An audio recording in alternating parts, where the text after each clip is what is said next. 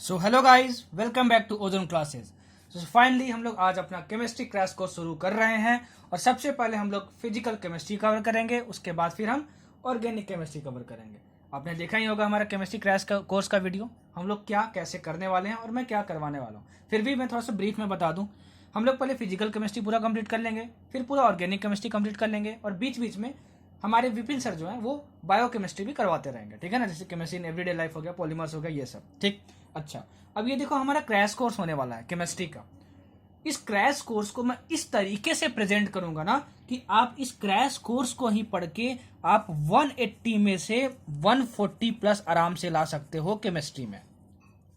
बहुत सारी चीजें ऐसी होती हैं केमिस्ट्री में जिन्हें हमको नहीं पढ़ना होता है, जो कॉन्सेप्ट्स नहीं यूज होते हैं एग्जाम में, लेकिन फिर भी पैकेजेस में दिया रहता है कोचिंग इंस्टीट्यूट के, तो हम पढ़ के चले जाते हैं। उसके बाद फिर हम लोग सोचते हैं कि अरे ये तो यूज ही नहीं हुआ, ठीक है, और टाइम आपका वेस्ट हो जाता है। तो हम इस क्रैश कोर्स में क्या करने वाले हैं, बहुत फिल्टर करके पढ़ेंगे चीजों को, मतलब एकदम निट पॉइंट ऑफ व्यू से, जो सटीक आने वाला है, जहां से क्वेश्चंस आते हैं, ठीक है, तो वो पढ़ने वाले हैं। तो इस क्रैश कोर्स को आप बस देख लोगे ना, तो मैं फिजिकल केमिस्ट्री और ऑर्गेनिक केमिस्ट्री कवर करने वाला हूँ, ठीक है, और विपिन सर हमारे बायो ऑर्गेनिक करवाने वाले हैं, मतलब बायो केमिस्ट्री करवाने वाले हैं। तो सिर्फ उतना करके आप चले जाओगे ना, तो केमिस्ट्री आपका 140 प्लस आराम से आ जाएगा। बस कंडीशन ये है कि जो भी मैं पढ़ाऊंगा, ठीक है, और जो भी मैं बोलूंगा और जो भी मैं लिखूंगा, सबके बेसिस पे नोट्स बना लेना, सबके बेसिस पे नोट्स बना लेना। जैसे ये लेक्चर कंप्लीट होगा, इसके बाद आप पूरा प्रीवियस ईयर सॉल्व करना, ठीक है।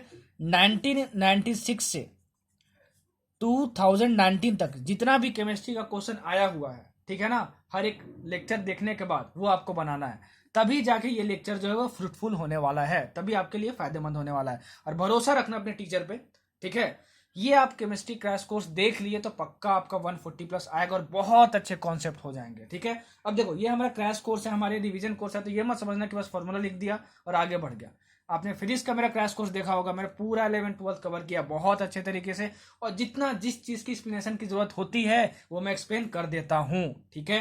तो केमिस्ट्री भी हम लोग ऐसे ही करेंगे, जिस चीज की जरूरत पड़ती है हम लोग को एग्जाम में, जितना कॉन्सेप्ट है हमारे नेट में सब कुछ पढ़ेंगे, और जिस चीज को जितना जानना चाहिए हमें इस पॉइंट ऑफ टाइम पे उतना ही जानेंगे, कोई भी चीज फालतू नहीं। हाँ, नोट्स बनाते समय फिर से बोल रहा हूं, ध्यान देना आप कि जो लिखता हूं जो बोलता हूं दोनों के बेसिस पे नोट्स बनाना, तभी मजा आएगा आपको, नोट्स बनाने में भी, रिवाइज करने में भी, और अपना रिजल्ट इंप्रूव होते हुए दिखेगा आपको, ठीक है ना, अगर आप ऐसा करते हो तो। ओ, तो इतना हो गया आपका। तो 140 प्लस आप आराम से ला सकते हो, ऑनेस्टली सब कुछ फॉलो करोगे तो। इसके बाद देखो अपनी स्ट्रेटजी जो है ना, वो कोई भी वीडियो देख के मत बनाया करो, ठीक है ना। यूट्यूब पे मतलब तुमको हजारों वीडियोस वैसे मिल जाएंगे। अपनी स्ट्रेटजी अपने शेड्यूल के हिसाब से, मतलब अपने आप को खुद को देख के बनाया करो कि क्या मैं 6 घंटा पढ़ सकती हूँ, क्या मैं 8 घंटा पढ़ सकती हूँ। 6 घंटा 8 घंटा पढ़ने से नहीं होता, अपनी कैपेबिलिटी को मेजर करो। अगर आप 4 घंटा ही पढ़ सकते हो ना, तो दिन भर में 4 घंटा ही पढ़ो, ठीक है, 4 घंटा ही पढ़ो, लेकिन इफेक्टिव होके पढ़ो, अटेंटिव होके पढ़ो। लेट ये नहीं कि आराम से उठे, ठीक है, और आराम से काजू बादाम खा रहे हैं, काजू बादाम खाते खाते एकदम बेड पे लेटे हुए हैं, सो के आराम से केमिस्ट्री का क्रैश कोर्स देख रहे हैं, कोई फायदा नहीं होने वाला, कोई फायदा नहीं होने वाला। अटेंटिव होकर देखना, पेन पेपर हाथ में होना चाहिए, ठीक है ना, और साथ साथ नोट्स बनाते रहना चाहिए। तब आप लेक्चर ये देखोगे तो आपके लिए बहुत ही फ्रूटफुल होने वाला है, तब ये आपका जो रिजल्ट है वो बहुत बेहतर करने वाला है, ठीक है। और हाँ, मैं जितने भी कॉन्सेप्ट पढ़ाता हूँ ना, ठीक है, तो मैं यहाँ पे ये आपको क्रैश कोर्स में बताने वाला हूँ, ठीक है, कौन कौन से कॉन्सेप्ट से क्वेश्चन आता है, कौन सा कॉन्सेप्ट कितना इंपॉर्टेंट है, कौन से कॉन्सेप्ट से कैसे क्वेश्चन पूछने वाला है। तो जो जो मैं बताता हूँ कॉन्सेप्ट के साथ, वहीं पे आप नोट्स पॉइंट बना के, नोट्स में अपने नोट पॉइंट बना के लिख लिया करो, ठीक है ना, कि सर ने बताया था ये बहुत इंपॉर्टेंट, यहाँ से ऐसा क्वेश्चन आता है, यहाँ से ऐसा क्वेश्चन आ सकता है, तो सब कुछ बताऊंगा, ठीक है ना। आपको बस कितना क्या करना होगा कि पूरा लेक्चर देखने के बाद प्रीवियस ईयर सॉल्व कर लेना है, ठीक है, और कुछ भी नहीं करना है। उतना कर लोगे तो फिर मजा आ जाएगा, क्या आ जाएगा, मजा आ जाएगा, ठीक। अच्छा, चलो पढ़ते हैं मूल कॉन्सेप्ट, और होप कि आप ये केमिस्ट्री क्रैश कोर्स जो है आपके लिए बहुत फायदेमंद होगा। और क्यों फायदेमंद होगा, कैसे फायदेमंद होगा, सब कुछ मैंने बता दिया, ठीक है। तो मैं तो अपना बेस्ट यहाँ पे देने वाला हूँ, एफर्ट आपको, ठीक है। बहुत बारीकी से चीजों को पढ़ाऊंगा ताकि आपको कम टाइम में मैक्सिमम आउटपुट मिल सके। और प्लीज प्लीज प्लीज, जैसे बोला हूं वैसे ही पढ़ाई करना, ठीक है, वैसे ही नोट्स बनाना, तभी फायदेमंद होगा। नहीं तो पूरा लेक्चर, पूरा केमिस्ट्री क्रैश कोर्स देख लोगे, चाहे मेरे चैनल का देखो, चाहे हमारे चैनल का देखो, ओजोन क्लासेस का देखो, या किसी भी चैनल पर देखो, ठीक है। अगर आप गाइडलाइंस फॉलो नहीं करते हो टीचर के, तो क्रैश कोर्स देखने की वजह से कुछ भी नहीं होने वाला है। उसके साथ साथ जो चीज़ें होती हैं, कैसे नोट्स बनाना है, कैसे रिवाइज करना है, उसके बाद क्या करना है, ठीक है, वो सारी चीज़ें फॉलो करोगे तब आपका रिजल्ट इंप्रूव होगा। और ये मत सोचा करो भाई कि मोल कॉन्सेप्ट देख लिया तो मोल कॉन्सेप्ट में पहले किसी टेस्ट में 50 में 10 आते थे तो अब 50 में 50 आ जाए ना। इंप्रूवमेंट हमेशा धीरे धीरे होता है। इंप्रूवमेंट इज ऑलवेज ग्रेजुअल, ठीक है, हमेशा धीरे धीरे होता है। 50 से 10 था तो 10 से 20 पे पहुंचोगे, 20 से 30 पे पहुंचोगे, 30 से 40 पे पहुंचोगे, और ऐसे रुकोगे नहीं ना, बढ़ते जाओगे ना, तो फिर एक ना एक दिन जो 180 में तुम 50 स्कोर कर रहे थे वो 180 में तुम्हारा 120 कब हो जाएगा पता नहीं चलेगा। तो believe in your self, believe in your potential, believe on your teacher, ठीक है। चलो पढ़ते हैं मोल कॉन्सेप्ट। मोल कॉन्सेप्ट में और पूरी केमिस्ट्री में आपको कुछ कन्वर्जन्स यूज होने वाले हैं। कन्वर्जन मतलब सर क्या होता है? देखो, कहीं कहीं आपको यूनिट दिया रहेगा डेसीमीटर का। डेसीमीटर, डेसीमीटर को हम लोग डीएम से डिनोट करते हैं। तो 1 डेसीमीटर में हमारे पास 10 का पावर -1 मीटर होता है। 10 का पावर -1 मीटर होता है, याद रखना। 10 का पावर -1 मीटर मतलब 1/10 मीटर, ठीक है, पहला। दूसरा तुमको क्या याद रखना है? 1 मिलीमीटर में, ये क्या है? मिलीमीटर। कहीं भी मिली वर्ड यूज कर देना, 1 मिलीमीटर, कहीं भी मिली वर्ड यूज कर देना, ये मिली, तो इसका मतलब होता है 10 का पावर -3। याद रखना क्या होता है? 10 का पावर -3। तो 1 मिलीमीटर इज इक्वल टू होता है 10 का पावर -3 मीटर, ठीक है। अच्छा, अगर मान लो कहीं भी तुमको ये वर्ड यूज किया हो 1 मिली मोल्स, ठीक है, तो घबरा मत जाना, बाप रे बाप 1 मिली मोल्स, ठीक है। मिली वर्ड लग गया, इसका मतलब कि सबसे पहले 10 का पावर -3 लिख लो और आगे का जो चीज है मोल्स, ठीक है। देखो यहाँ पे क्या होता था, एम से मतलब होता था मिली, तो 10 का पावर -3 लगा लिए, ठीक है, मिली, और उसके बाद क्या था मीटर वर्ड, तो यहाँ पे मीटर लिख दिया, ठीक है, ये हमको याद हो गया।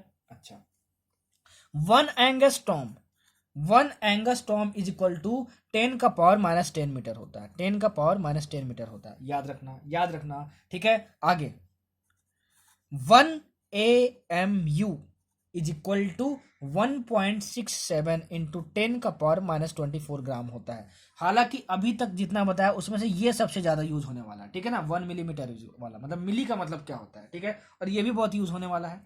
And 1 AMU is equal to 1.67 into 10 का पावर -24 ग्राम होता है। ये आपके पास याद रखने के लिए, ठीक है। पचवा conversion, 1 ml is equal to 1 ml is equal to 1 centimetre cube होता है। क्या होता है? 1 ml is equal to 1 centimetre cube होता है। इतने सारे जितने भी कन्वर्जन है, जितने मैंने बताया, ये 5 बताया, उसमें से सेकेंड, थर्ड और फिफ्थ बहुत यूज होने वाला है, खास करके ये याद रखना।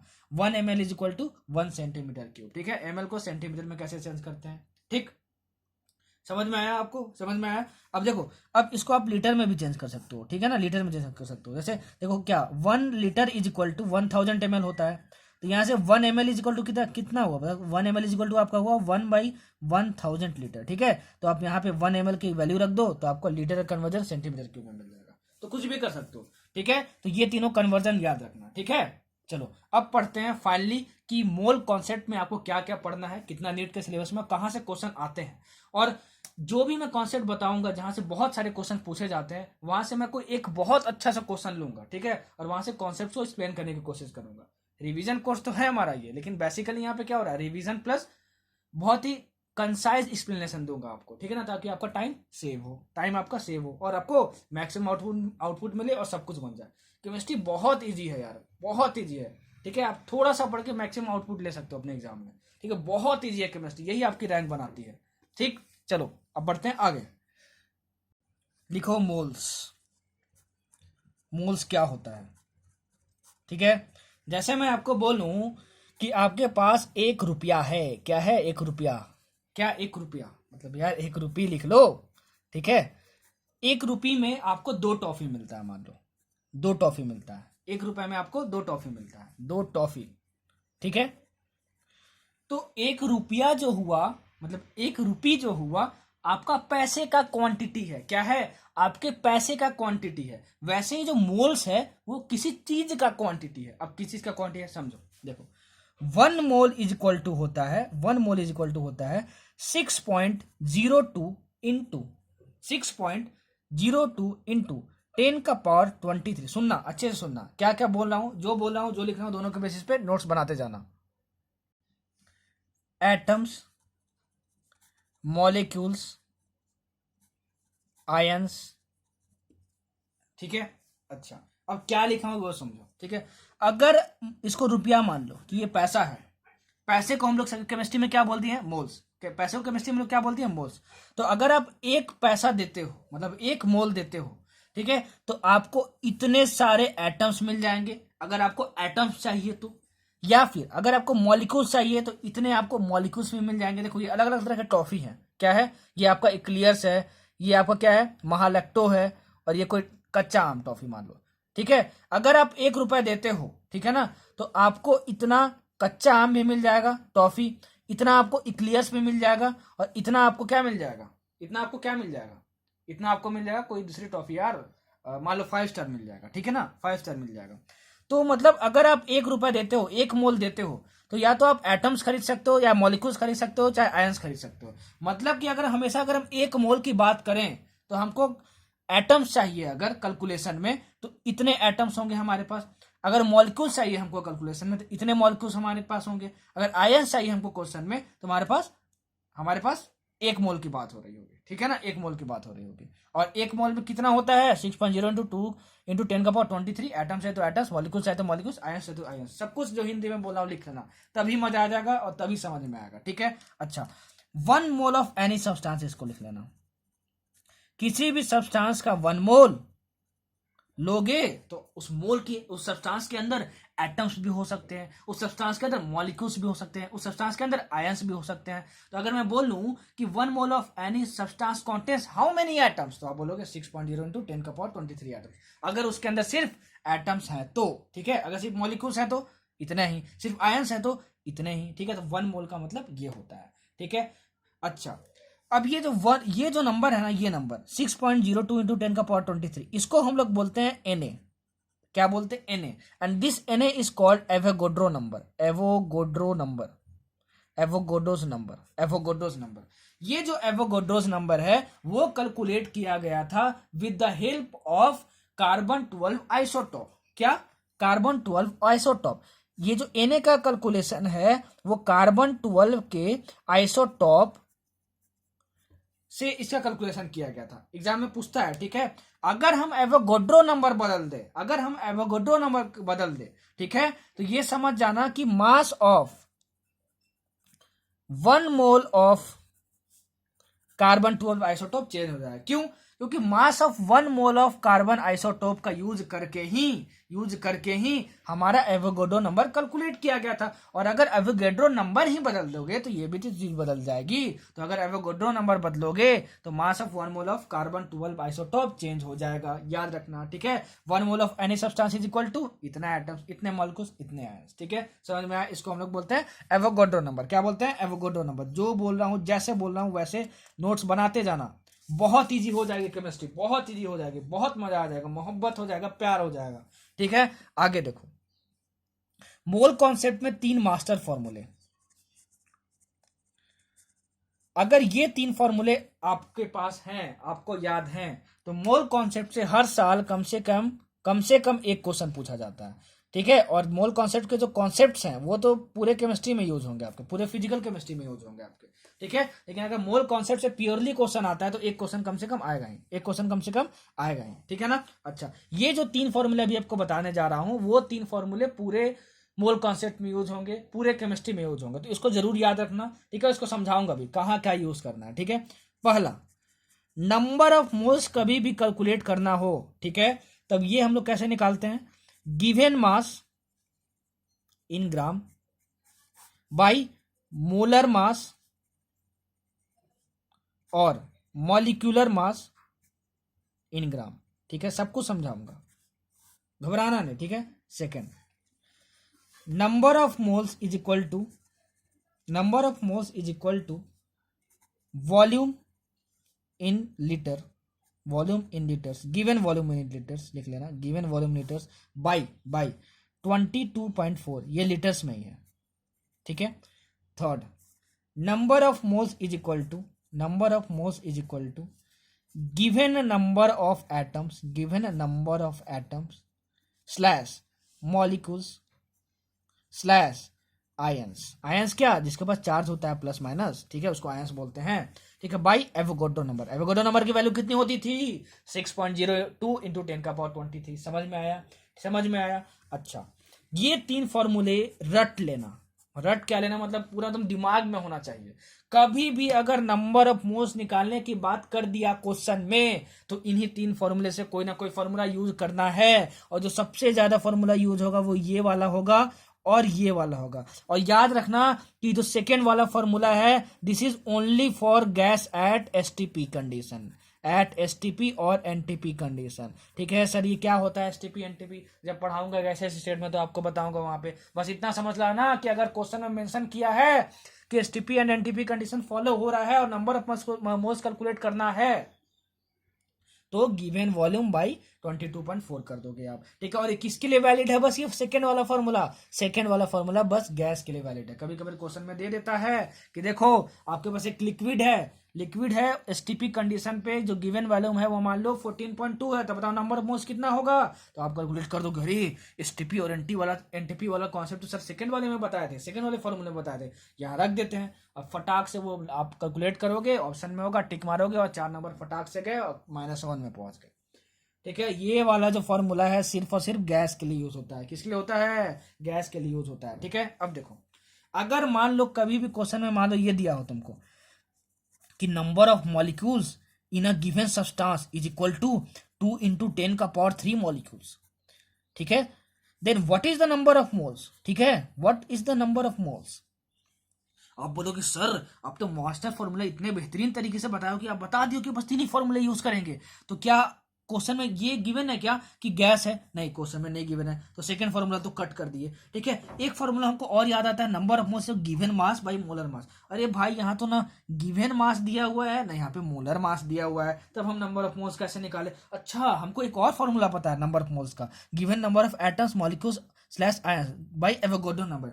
हमको नंबर ऑफ मॉलिक्यूल्स भी पता है, ये वाला चीज पता है, given number of molecules slash मतलब पता है या तो ये दिया हो या तो ये या तो ये। ठीक है ना, और हमको एवोगाड्रो नंबर दिया है, तो एवोगाड्रो नंबर तो एन यहाँ पे लिखा। अरे सर हमको एन की वैल्यू पता है 6.02 इंटू 10⁻23, तो हम यहाँ क्या कर देंगे कि नंबर ऑफ मोल्स हमको निकालना होगा, तो given number of molecules 2 into 10⁻3 given number of molecules by Avogadro number, मतलब 6 इंटू 6.02 इंटू 10⁻23 कर देंगे, तो हमको नंबर ऑफ मोल्स मिल जाएगा। नंबर ऑफ मोल्स हमको मिल जाएगा। समझ में आया? तो इस फॉर्मूले का यूज ऐसे करते हैं, ऐसे छाट के करते हैं। ठीक है ना, अब मान लो कोई क्वेश्चन है, मान लो तुमको दिया हुआ है 16 ग्राम ऑफ O2। ठीक है ना, बताओ नंबर ऑफ मोल्स कितने हैं? बताओ नंबर ऑफ मोल्स कितने हैं? बताओ नंबर ऑफ मोल्स कितने हैं? ठीक है, गिवन मास, वाह 16 ग्राम, ठीक है दिया हुआ है। ठीक है, बाई मोलर मास या फिर मॉलिक्यूलर मास, तो बताओ इसका जो मॉलिक्यूलर मास क्या है, कितना होगा? एक ऑक्सीजन का जो मास होता है वो कितना होता है बताओ? 16 ग्राम होता है। कितना होता है? 16 ग्राम होता है। तो इसमें 2 एटम लगे हुए हैं, देखो तो 2 का कितना होगा? अरे एक ऑक्सीजन का होता है 16 ग्राम, तो 2 का कितना होगा? 2 ऑक्सीजन का कितना होगा? 2 ऑक्सीजन का होगा 16 इंटू 2 मतलब 32 ग्राम, तो यहाँ पे 32 कर दिए, ये कितना हो गया? 0.5, मतलब नंबर ऑफ मोल्स कितना हो गया? 0.5 हो गया। इतना हमको समझ में आया। ठीक है, अब मान लो ये भी दिया सकता है कि तुमको क्या दिया रहेगा, 14.4 litres of a gas at STP. ठीक है, ये तुमको दिया हुआ है मान लो, of a gas at STP, तो आपको बताना है कि इस गैस में कितने नंबर ऑफ मोल्स होंगे। अरे यहाँ पे गैस भी मेंशन्ड है और एसटीपी कंडीशन भी मेंशन्ड है, तो नंबर ऑफ मोल्स का क्या होता है formula? Given volume in litres by 22.4, तो 14.4 बाय 22.4 कर देंगे। ठीक है, तो ये तीनों बहुत बहुत बहुत ज्यादा यूज होने वाले फॉर्मूले हैं, याद रखना आप। कैसे क्या पूछा जाता है, यही पूछा जाएगा देखो आपसे। ठीक है, आप देखना प्रीवियस ईयर मैक्सिमम क्वेश्चन यहीं से आते हैं, मोल कॉन्सेप्ट से। ठीक है, तो ये आपको अप्लाई करने आना चाहिए। कैसे सोचना है मैंने बता दिया। ठीक है, कैसे सोचना है मैंने बता दिया। जो याद रखना है, जितना जरूरत है उतना ही बस देखेंगे, कुछ भी चीज फालतू में नहीं देखेंगे। ठीक है, चलो अब बढ़ते हैं आगे।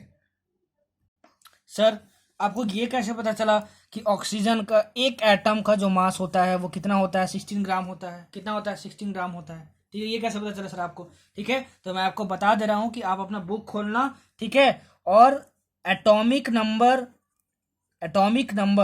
1 से लेके 20 तक। ठीक है ना, जिस एलिमेंट का एटॉमिक नंबर 1 किसका होता है? हाइड्रोजन का होता है। ठीक है ना, हाइड्रोजन का होता है। ठीक है ना, हाइड्रोजन का होता है। वैसे 20 किसी का होता होगा, इतना तो आप केमिस्ट्री पढ़ रहे होगे तो जानते ही होगे, ठीक है। तो 1 से 20 तक का एटॉमिक नंबर जिसका जिसका होता है, जो जो एलिमेंट का, उन सब का आप एटॉमिक मास याद कर लेना। एटॉमिक मास या फिर एटॉमिक वेट के टर्म्स में दिया होगा आपको, ठीक है ना, इन ग्राम आप याद कर लेना, ठीक है।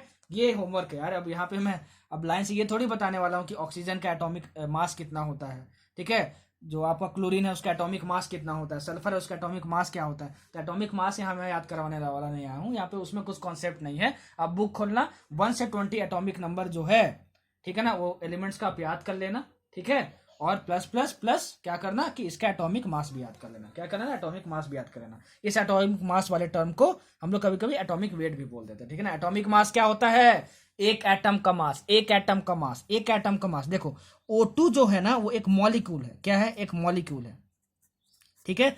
O जो है ना वो एक एटम है।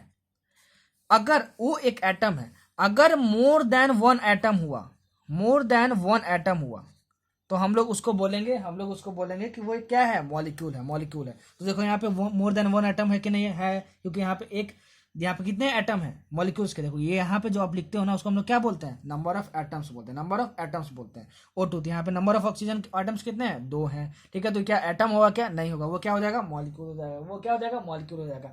और अगर एक से ज्यादा तरीके के एलिमेंट किसी में लगे हो तो उसको हम लोग क्या बोलते हैं, कंपाउंड बोलते हैं। जैसे H2SO4, ठीक है। सब कुछ बोल रहा हूँ, लिख कम रहा हूँ, जो बोलता हूँ जो लिखता हूँ दोनों के बेसिस में नोट्स बनाओ। जैसे बोलता हूँ हिंदी में बोलता हूँ, हिंदी में नोट्स बनाओ, मजा आ जाएगा, मजा आ जाएगा, ठीक है। चलो H2SO4, अरे यहाँ पे तो हाइड्रोजन भी है, यहाँ पे सल्फर भी है, यहाँ पे ऑक्सीजन भी है, मतलब कि यहाँ पे तो अलग अलग एलिमेंट्स से मिलकर कुछ बना हुआ है, तो उसको हम लोग क्या बोलते हैं, कंपाउंड बोलते हैं। अगर मैं बोलूं कि बताओ इसमें ऑक्सीजन के कितने एटम्स हैं, ऑक्सीजन के कितने एटम्स हैं, तो सर ने बताया था कि इसके नीचे जो भी लिखा रहता है उसका मतलब होता है नंबर ऑफ एटम। तो ऑक्सीजन के 4 एटम है, सल्फर के 1 एटम है, 1 है एक्चुअली, हम लोग लिखते नहीं है, ठीक है। सल्फर का 1 एटम है, हाइड्रोजन का 2 एटम एटम है। लेकिन इस कंपाउंड में टोटल नंबर ऑफ एटम्स कितने हैं, तो 2 + 1 3 + 4 मतलब 7, ठीक है, 7 एटम्स टोटल, ठीक है। तो ध्यान रखना ऐसे एटम्स पहचानते किसी कंपाउंड में, और इसको हम लोग क्या बोलते हैं, 1 मॉलिक्यूल। एज अ होल इसको हम लोग क्या बोलेंगे, 1 मॉलिक्यूल बोलेंगे। कितने इसमें एटम्स कितने हैं, एटम्स 2 हैं। तो क्वेश्चन को अच्छे से पढ़ लेना कि नंबर ऑफ मॉलिक्यूल्स पूछ रहा है कि नंबर ऑफ एटम्स पूछ रहा है, ठीक है, कि नंबर ऑफ एटम्स पूछ रहा है। मैं अच्छे से एक्सप्लेन करूंगा कुछ अच्छे एग्जांपल लेकर, ठीक है ना, ताकि आपका थोड़ा कॉन्सेप्ट भी बीच में क्लियर होते जाए, ठीक है। चलो तो ये हो गया आपका मास्टर फॉर्मूला, तीनों को ध्यान में रखना, ठीक है। और थोड़ा सा हम लोग अब आगे बढ़ते हैं और कुछ और चीजें समझते हैं। देखो gram atomic mass, gram atomic mass को हम लोग सिंपली एटॉमिक मास भी बोलते हैं, एटॉमिक मास भी बोलते हैं, ठीक है। या फिर हम लोग इसको बोलते हैं मास of 1 gram atom, mass of 1 gram atom, ठीक है। दूसरी चीज gram molecular mass, gram molecular mass को हम लोग क्या बोलते हैं, ग्राम मॉलिक्यूलर मास को हम लोग क्या बोलते हैं, मास of 1 gram molecule, 1 gram molecule. या फिर सिंपली क्या बोलते हैं हम लोग, मॉलिक्यूलर मास, ठीक है ना।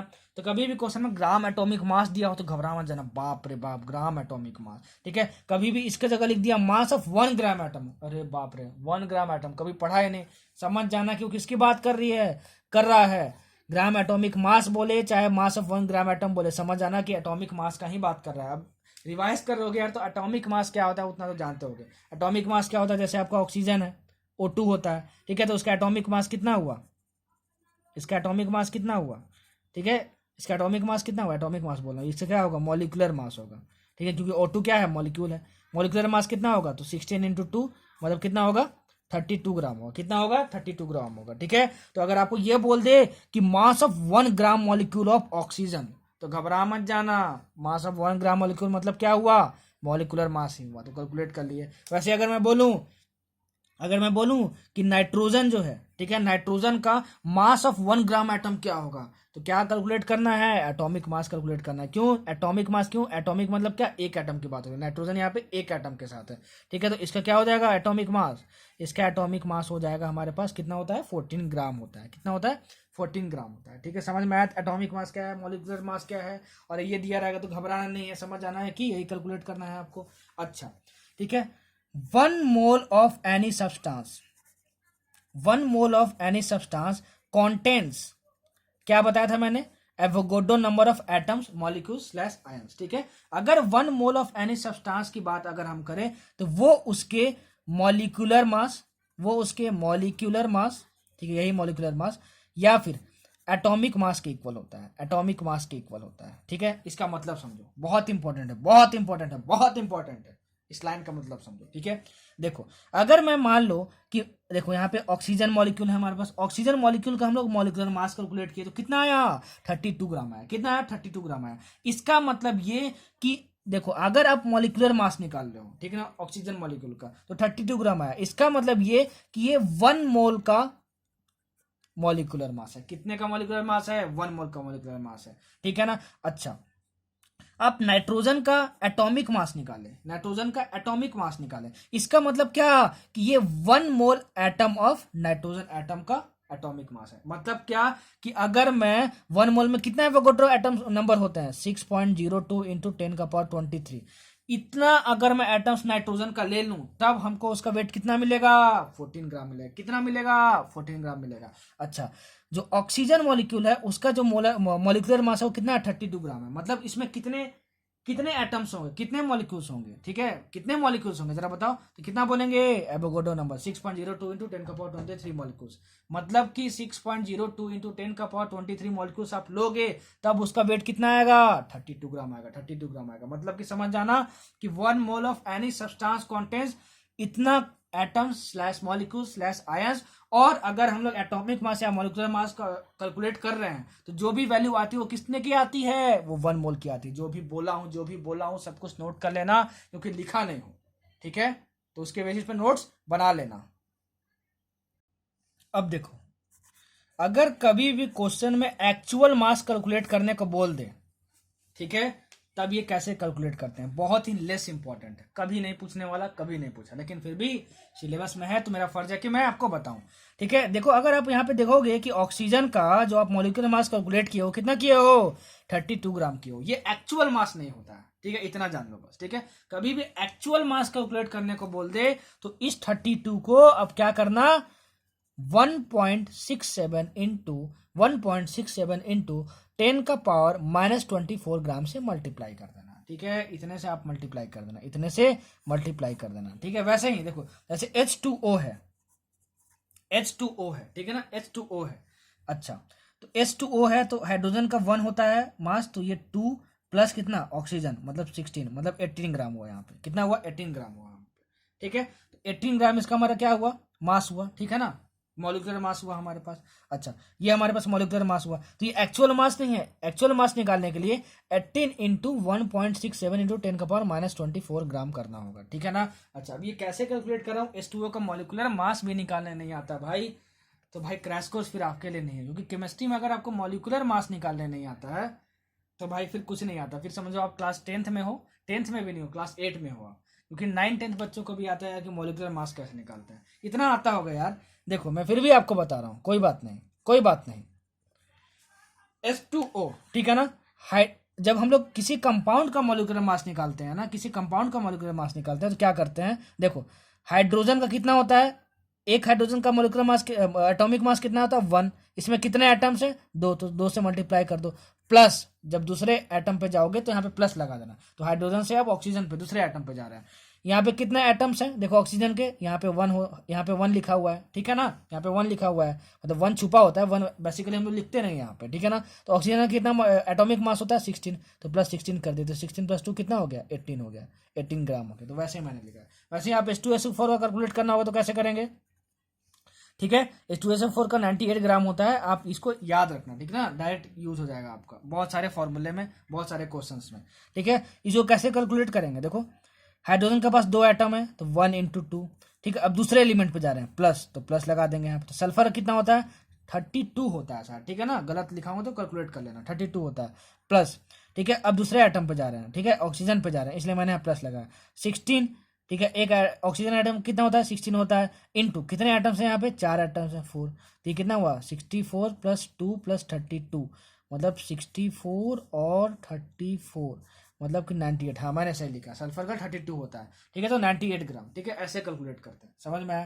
तो एक्चुअल मास कभी भी निकालना होगा तो ऐसे हम लोग निकाल लेंगे। ठीक, अब आगे देखो एटॉमिसिटी। एटॉमिसिटी एक बार बस क्वेश्चन आया यहाँ से, ठीक है ना, एक बार बस क्वेश्चन आया। देखो एटॉमिसिटी क्या होता है, total number of atoms, total number of atoms in a molecule is called atomicity. Atomicity बहुत ही इजी है, देखो घबराना मत, बाप रे बाप एटॉमिसिटी ऐसा नहीं सोचना है सर हम तो फिजिक्स क्लास को पूरा देखे हुए हैं, आपका डर तो हम भूल ही गए हैं कि क्या होता है। क्यों? क्योंकि हम तो आपके और विपिन सर के स्टूडेंट हैं, मतलब हम ओजोन क्लासेस के स्टूडेंट हैं। ठीक है, तो सर आप कुछ भी पढ़ाएंगे तो हमें पता है कि हमें समझ आएगा ही आएगा। ठीक है, तो सर आप क्या कीजिए, आप बस बताते जाइए, हम लोग सब कुछ समझते जा रहे हैं। ठीक, बहुत अच्छा बच्चों, बहुत अच्छा, अच्छी मेंटालिटी रखो, जिंदगी में बहुत आगे जाओगे, बहुत आगे जाओगे। ठीक, total number of atoms in a molecule, इसका मतलब क्या होता है, देखो मान लो तुम्हारे पास H2O है, ठीक है, तो यहाँ से देखो यहाँ पे हाइड्रोजन भी है ऑक्सीजन भी है, तो ये क्या है, एक मॉलिक्यूल है, एक मॉलिक्यूल है। तो इसमें total number of atoms calculate करो। ठीक है, देखो हाइड्रोजन के 2 एटम है 2 लिख लिए, प्लस ऑक्सीजन का 1 एटम है तो 1, तो 3, मतलब H2O का एटोमिसिटी कितना हो गया 3 हो गया। वैसे में अगर मैं बोलूँ H2SO4, देखो H2SO4 total number of atoms इसमें कैलकुलेट करना है। हाइड्रोजन का 2 एटम है, प्लस सल्फर का 1 है, और इसका कितना ऑक्सीजन का 4 है, प्लस 4, तो 4 5 6 7, मतलब इसका एटोमिसिटी कितना हो गया 7 हो गया। देखो ऑक्सीजन का ले लो, ऑक्सीजन का ले लो, ऑक्सीजन को डिनोट करते हैं O2 से डिनोट करते हैं। ठीक है, तो इसमें कितने एटम्स हैं 2, तो ऑक्सीजन का एटोमिसिटी कितना हुआ 2 हो गया। ठीक है, तो ये कहलाता है एटोमिसिटी। अब देखो थोड़ा सा समझाने के तौर पे मैं 2 क्वेश्चन ले रहा हूँ, ठीक है ना, अभी तक जितने भी इंपॉर्टेंट कॉन्सेप्ट है वहां से क्या हो जाएगा, आपका सब कुछ रिवाइज हो जाएगा। ठीक है ना, आपको क्या करना है, find out the mass of 10 का power 21 molecules of COU, of CU, of CU क्या, ऑफ CU। ठीक है ना, आपको ये कैलकुलेट करना है। ठीक है, और कॉपर का जो एटॉमिक मास होता है वो क्वेश्चन में आपको गिवन है 63.5 ग्राम होता है, ये आपको गिवन है। ठीक है ना, तो आपको मास कैलकुलेट करना है। और ये सर ने बताया था कभी भी क्वेश्चन में मॉलिक्यूल्स की अगर बात कर दी, मॉलिक्यूल्स की बात कर दे तो हमें मास्टर 3 फॉर्मूले दिमाग में आ जाने चाहिए। ठीक है, तो मास्टर फॉर्मूले क्या होते हैं, देखो यहाँ पे कहीं गैस की बात हुई क्या, गैस की बात तो नहीं हुई, इसका मतलब कि जो मास्टर फॉर्मूला का सेकंड फॉर्मूला था 22.4 वाला वो तो यूज नहीं होगा। बाकी 2 फॉर्मूले देखते हैं यूज होता है कि नहीं होता है। ठीक है, तो बाकी 2 फॉर्मूला क्या होता है, number of moles is equal to given mass, ठीक है, given mass by molar mass. ठीक है, अच्छा, और एक क्या था मास्टर फॉर्मूला में, number of moles is equal to given number of atoms by Avogadro number. हमें कैलकुलेट क्या करना, मास, अरे गिवन मास कैलकुलेट करना है हमको, गिवन मास कैलकुलेट करना है, मोलर मास तो हमको गिवन ही है। वाह, मतलब कि अगर हमको नंबर ऑफ मोल्स मिल जाए तो हमको सब कुछ मिल जाएगा। नंबर ऑफ मोल्स कैसे मिलेगा, अच्छा हमारे पास अभी भी मास्टर फार्मूला का सेकंड वाला फार्मूला है, number of moles equal to given number of molecules. अरे गिवन नंबर ऑफ मॉलिक्यूल्स 10 का पावर 21 भाई एवोगाड्रो नंबर मतलब कि 6.02 इंटू 10 का पावर 23। ठीक है, इस वैल्यू को रख देना, नंबर ऑफ मोल्स निकाल लिए, तो नंबर ऑफ मोल्स तो ये भी है, तो यहाँ पे रख देना इस वैल्यू को, और मोलर मास आपको गिवन है, इस यहाँ मल्टीप्लाई कर देना तो आपको गिवन मास मिल जाएगा। देखो इतना आसान है, वो तीनों मास्टर फॉर्मूले बहुत इंपॉर्टेंट है, बहुत इंपॉर्टेंट है, बहुत इंपॉर्टेंट है। कैसे अप्रोच करते हैं उसको जानने के लिए क्वेश्चन और लेते हैं। ठीक है, देखो आपसे पूछा जा रहा है calculate the number of molecules and number of atoms in 1 gram of nitrogen. ठीक है, जो बोल रहा हूं सुन लेना, ठीक है ना, क्वेश्चन अच्छे से, इन 1 ग्राम ऑफ नाइट्रोजन। ठीक है, देखो अब यहाँ पे ये बहुत अच्छा क्वेश्चन है, देख लेना क्वेश्चन में हमेशा नीट में पूछेगा तो नंबर ऑफ मॉलिक्यूल्स कैलकुलेट करना है कि नंबर ऑफ एटम्स कैलकुलेट करना है। देखो कैसे करेंगे इसको, अच्छा हमको गिवन मास पता है यार 1 ग्राम। ठीक है, मास्टर फॉर्मूले में गिवन मास कौन से फॉर्मूले में होता है, वो होता है number of moles is equal to given mass by molar mass वाले फॉर्मूले में। ठीक है। मोलर मास वाले फॉर्मूले में नाइट्रोजन किस फॉर्म में होता है, N2 फॉर्म में होता है। इतना तो पता ही होगा यार, रिवीजन कर रहे हो, N2 फॉर्म में होता है। एक एटम नाइट्रोजन का कितना का होता है, 14 ग्राम। तो 2 एटम कितने का होंगे, 28 ग्राम। तो हमको मोलर मास मिल गया 28 ग्राम। हमको गिवन मास भी पता है 1, ठीक है। तो नंबर ऑफ मोल्स कितने हो गए, 1/28 हो गया। गिवन मास 1 और मोलर मास 28, 1/28 हो गया, 1/28 हो गया। हमको समझ में आया, हमको समझ में आया, हमको समझ में आया, 1/28 हो गया। अच्छा, अब हमको पता है कि number of moles is equal to given number of atoms slash molecules by Avogadro number होता है, मतलब Na होता है। नंबर ऑफ मोल्स तो हमको मिल गया कितना, 1/28। तो अगर मैं एवोगाड्रो नंबर से मल्टीप्लाई कर दूं तो हमको गिवन नंबर ऑफ मॉलिक्यूल्स मिल जाएगा। अब देखो सुनना, अब यहां पे ट्विस्ट है। आपको अगर नंबर ऑफ मॉलिक्यूल्स पूछा है, ठीक है, तो बताओ N2 क्या है, एक मॉलिक्यूल है कि एक एटम है।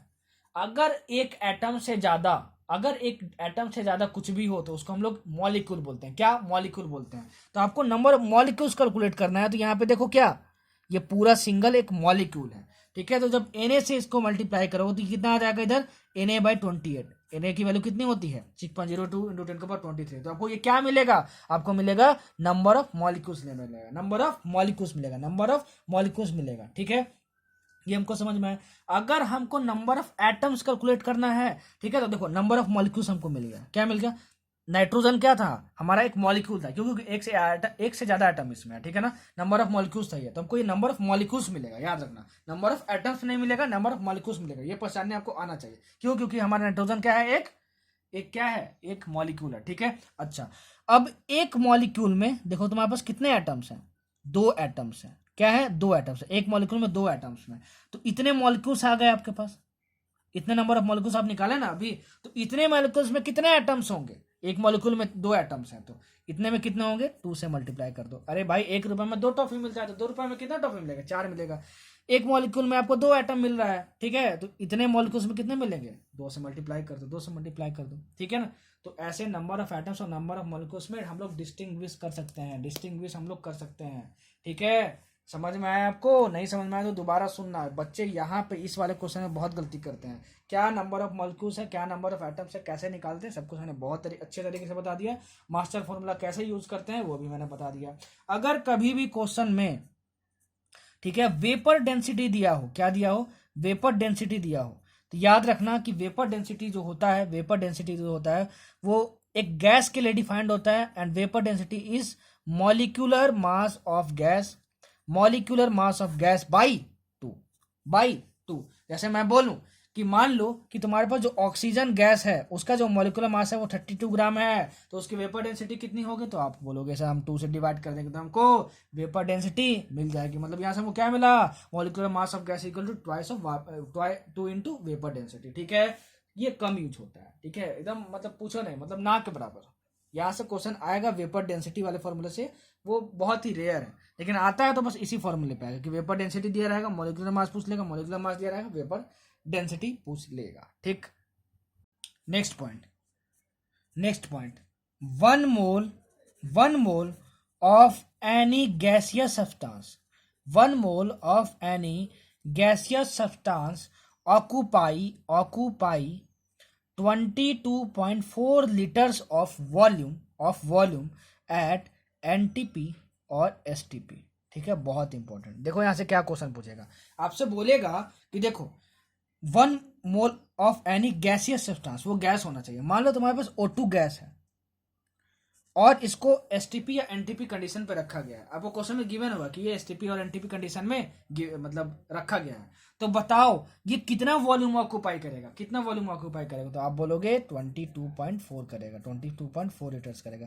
गिवन होना चाहिए क्वेश्चन में कि O2 का 1 मोल प्रेजेंट है, 1 मोल प्रेजेंट है। और 1 मोल प्रेजेंट है वो कैसे पता चलेगा, 1 मोल तभी प्रेजेंट होगा जब इसका हमको 32 ग्राम दिया रहेगा, क्योंकि इसका मॉलिक्यूलर मास कितना होता है, 16 × 32 ग्राम। और मॉलिक्यूलर मास कैलकुलेट करना मतलब क्या, कितना सब्सटेंस का मॉलिक्यूलर मास निकालना, 1 मोल का निकालना। सब कुछ मैं पहले बता चुका हूँ, तो अगर आपको क्वेश्चन में ये गिवन है कि गैस है, STP और NTP कंडीशन पे रखा गया और गैस का कितना मोल लिया गया है, 1 मोल लिया गया तो वो कितना ऑक्यूपाई करेगा, 22.4 लीटर्स ऑक्यूपाई करेगा। ठीक, समझ में आया, समझ में आया। अच्छा, नेक्स्ट क्वेश्चन। ठीक है, एक और क्वेश्चन लेता हूं, बहुत बेहतरीन क्वेश्चन है। ठीक है, अच्छे से समझना कैसे कैलकुलेट करेंगे। Number of atoms of chlorine in 2.08 gram of BaCl2, आपको ये कैलकुलेट करना है। ठीक है ना। और आपका जो एटॉमिक वेट है, मतलब एटॉमिक मास है बैरियम का, ये B है। ठीक है ना, ये बैरियम क्लोराइड है। ठीक है, Ba का वो कितना है, 137 है। और क्लोरीन का कितना है, 35.5 ग्राम है। ठीक है ना, ये आपको गिवन है। ठीक है, आपको number of atoms of chlorine find करना है, ध्यान देना। ठीक है, ध्यान देना, देखो कितना बेहतरीन तरीके से बनाऊंगा। ठीक है, सबसे पहले master formula number of moles. ठीक है, क्यों हमको ये नंबर ऑफ मोल्स वाला फार्मूला यूज करें, क्योंकि हमको पता है कि गिवन मास 2.08 ग्राम, तो given mass by molar mass calculate कर लेते हैं। मोलर मास कंपाउंड का कैसे निकालते हैं, Ba का पहले लिखेंगे 137 प्लस, ठीक है, क्लोरीन का लिखेंगे, एटम क्या चाहिए, चेंज किया, बैरियम से क्लोराइड पे जा रहे हैं तो प्लस लगाए, क्लोरीन का 35.5, और कितने एटम्स है इसके, 2 एटम्स है तो इंटू 2 कर दिए। जब इसको आप सॉल्व करोगे तो आपको मिलेगा 208 ग्राम। कितना मिलेगा, 208। तो आप यहाँ पे 208 लिख देना, 208 लिख देना। ठीक है, और ये आपको कितना आ जाएगा, 0.01 मोल। ठीक है ना, इसको आप सॉल्व करोगे तो 0.01 मोल आ जाएगा आपके पास। ठीक है, अच्छा, अब BaCl2 क्या है, BaCl2 क्या है, अरे सर ने पिछले एग्जांपल में ही बताया है कि BaCl2 यहाँ पे तो एक एटम से ज्यादा है, बैरियम भी है, क्लोरीन भी है, तो ये क्या है हमारे पास, ये हमारे पास मॉलिक्यूल है। क्या हमारे पास, मॉलिक्यूल है। तो सबसे पहले ये हम डिसाइड कर ले कि ये मॉलिक्यूल है। इसका मतलब ये कि अगर हम number of moles is equal to given number of atoms slash molecules और आयंस निकालेंगे तो हमको क्या मिलेगा, मॉलिक्यूल्स मिलेगा। क्या मिलेगा, मॉलिक्यूल्स, क्योंकि BaCl2 क्या है, मॉलिक्यूल है। ठीक है, तो हमको गिवन नंबर ऑफ मॉलिक्यूल्स मिलेगा, ये फॉर्मूला हम लोग यूज करेंगे। तो ठीक है, क्योंकि BaCl2 क्या है, वो एक मॉलिक्यूल है। ठीक है, बाई एवोगाड्रो नंबर। तो नंबर ऑफ मोल्स कितना था, 0.01 इंटू क्या, Na। तो ये कितना आ जाएगा, गिवन नंबर ऑफ मॉलिक्यूल्स आ जाएगा। मॉलिक्यूल्स है क्या, आपको ये कैलकुलेट करना है, नहीं। ठीक है, हमको क्या कैलकुलेट करना है, number of atoms of chlorine. ठीक है, तो एक मॉलिक्यूल है ये, देखो। ठीक है, तो एक मॉलिक्यूल BaCl2 में, ठीक है, आपके पास कितने एटम्स है क्लोरीन के, देखो 2 एटम है क्लोरीन के, 2 एटम है कि नहीं है क्लोरीन के। ठीक है, तो अगर आपको इतना मॉलिक्यूल्स मिल गया, देखो आपको ना मॉलिक्यूल्स मिलेगा ना, क्योंकि ये मॉलिक्यूल है, इस फॉर्मूले से आपको मॉलिक्यूल्स मिलेगा। ठीक है, तो इतने मॉलिक्यूल्स में कितने क्लोरीन के एटम्स होंगे, तो एक मॉलिक्यूल में इतने हैं, 2 एटम्स हैं, तो इतने में कितने होंगे, 0.01 इंटू Na इंटू 2 कर देंगे। कितना कर देंगे, 0.01 इंटू Na इंटू 2 कर देंगे, तो इतने number of atoms of chlorine मिल जाएंगे। होप कि मैंने बहुत अच्छे से क्लियर किया होगा। मॉलिक्यूल्स और एटम्स निकालने में बच्चे बहुत दिक्कत करते हैं, तो समझ जाना, पहले ये डिसाइड कर लेना कि ये मॉलिक्यूल है कि एटम है। तो ये मॉलिक्यूल है, तो इस फॉर्मूले से आपको मॉलिक्यूल्स मिलेगा पहले। ठीक है, तो एक मॉलिक्यूल में कितने क्लोरीन एटम्स है, देखो क्लोरीन एटम्स की बात हो रही है, बस 2 क्लोरीन एटम है। ठीक है ना, 2 क्लोरीन एटम है। तो हम क्या किए कि पहले नंबर ऑफ मॉलिक्यूल्स तो निकाले लिखे हैं, तो एक मॉलिक्यूल में 2 क्लोरीन एटम है, तो इतने मॉलिक्यूल्स में कितना होंगे, 2 से मल्टीप्लाई कर देंगे। ठीक है ना, अगर वही नंबर ऑफ बैरियम एटम्स पूछता तो क्या बोलते हैं, एक मॉलिक्यूल में एक बैरियम एटम है, तो इतने मॉलिक्यूल्स में कितने होंगे, इतने मॉलिक्यूल्स में कितने होंगे, इतने ही बैरियम एटम्स होंगे, क्योंकि 1 से मल्टीप्लाई कर देंगे तो उतना ही आ जाएगा। समझ में आया, बहुत सारी चीज़ें बहुत बारीकी से समझा रहा हूँ, रिवीजन क्रैश कोर्स में इतना कोई नहीं समझाएगा, तो मैं इतना एफर्ट दिखा रहा हूँ, तो प्लीज़ वीडियो को लाइक करो, शेयर करो, सब्सक्राइब करो चैनल को। ठीक है, और ज़्यादा से ज़्यादा लोग की हेल्प करो शेयर करके, ठीक, और अपना एफर्ट्स दिखाओ। अब देखो परसेंटेज बाई मास कॉन्सेप्ट। ठीक है, क्या है ये समझो। ठीक है, परसेंटेज बाई मास कॉन्सेप्ट हम लोग कैसे लगाते हैं, कैसे कैलकुलेट करते हैं, पहले ये समझो। ठीक है, अगर मास परसेंट ऑफ एनी एलिमेंट निकालना हो, ठीक है, मास परसेंट ऑफ एनी एलिमेंट, तो वो कैसे निकालते हैं, पहले वो लिख लो फिर समझाऊंगा। ठीक है ना, number of atoms into atomic mass by molecular mass into 100। ठीक है ना, ये होता है। देखो इसका मतलब क्या हुआ परसेंटेज बाय मास का, सुनो। मान लो तुम्हारे पास H2SO4 है, तो H2SO4 क्या है, एक मॉलिक्यूल होगा, क्योंकि यहाँ पे एक एटम से ज़्यादा है। ठीक है, हाइड्रोजन भी है, सल्फर भी है, ऑक्सीजन भी है। आपसे बोला जाए कि बताओ कि जो सल्फर है उसका इस पूरे मॉलिक्यूल में कितना परसेंटेज मास परसेंट है, मतलब जो मास प्रेजेंट है इस पूरे मॉलिक्यूल में सल्फर का, वो कितना परसेंट है, आपको ये कैलकुलेट करना है। ठीक है, तो आप बोलोगे नंबर ऑफ एटम्स का कैलकुलेट करना है सल्फर का। ठीक है, number of atoms of sulphur, मतलब कितना हुआ, सल्फर कैलकुलेट करना है तो कितना हुआ, एक है, एक एटम है, into atomic mass of sulphur तो क्या होगा 32, ठीक है, बाई मॉलिक्यूलर मास, तो इसका मॉलिक्यूलर मास मतलब क्या, पूरे मॉलिक्यूल का मॉलिक्यूलर मास कैलकुलेट करोगे तो आपका 98 आएगा, सॉल्व करके देखना, ठीक है ना, पूरे मॉलिक्यूल का इनटू 100। तो आपको ये पता चल रहा है कि सल्फर बाई मास कितना परसेंट प्रेजेंट है इस पूरे मॉलिक्यूल में, ठीक है ना, मतलब 98 ग्राम पूरे मॉलिक्यूल का मास है, ठीक है ना, तो सल्फर का मास परसेंट इस पूरे मॉलिक्यूल में क्या है, ठीक है, मतलब जो हिंदी में बताया आपको समझ में आया होगा कि बाई मास कितना परसेंट प्रेजेंट है सल्फर इस पूरे मॉलिक्यूल में, ठीक है। वही मान लो ऑक्सीजन का परसेंटेज बाई मास निकालना हो तो कैसे निकालेंगे, नंबर ऑफ एटम्स, ऑक्सीजन कितने हैं 4 हैं, इनटू एटॉमिक मास, ऑक्सीजन का एटॉमिक मास कितना होता है 16 होता है, बाई मॉलिक्यूलर मास, मतलब कि इसका पूरा मॉलिक्यूलर मास कितना होगा 98 होगा, कैलकुलेट करोगे तो, ठीक है, इस पूरे मॉलिक्यूल का मॉलिक्यूलर मास कैलकुलेट करोगे तो इनटू 100। तो परसेंटेज बाई मास ऐसे निकालते हैं, परसेंटेज बाई मास ऐसे निकालते हैं, ध्यान में रखना, ध्यान में रखना, जो चीज़ें जितना इंपॉर्टेंट है उतना बता रहा हूँ, उतना बता रहा हूँ। आपका फर्ज क्या है कि पढ़ाई करो बस ईमानदारी से, ठीक है। आगे इंपेरिकल फॉर्मूला, इंपेरिकल फॉर्मूला ये इंपॉर्टेंट है, ठीक है। अब जो बताने वाला हूँ इंपेरिकल फॉर्मूला, यहाँ से भी बहुत सारे क्वेश्चन पूछे जाते हैं, ठीक है। वो जो मास्टर फॉर्मूले 3 बताया था ना, वो तो मतलब मोल कॉन्सेप्ट से अगर क्वेश्चन आता है तो 95% चांसेस है कि वहीं से क्वेश्चन आएगा मास्टर फॉर्मूले से, ठीक है ना। एम्पेरिकल फॉर्मूला देखो, empirical formula, empirical formula express simplest whole number ratio, simplest whole number ratio of atoms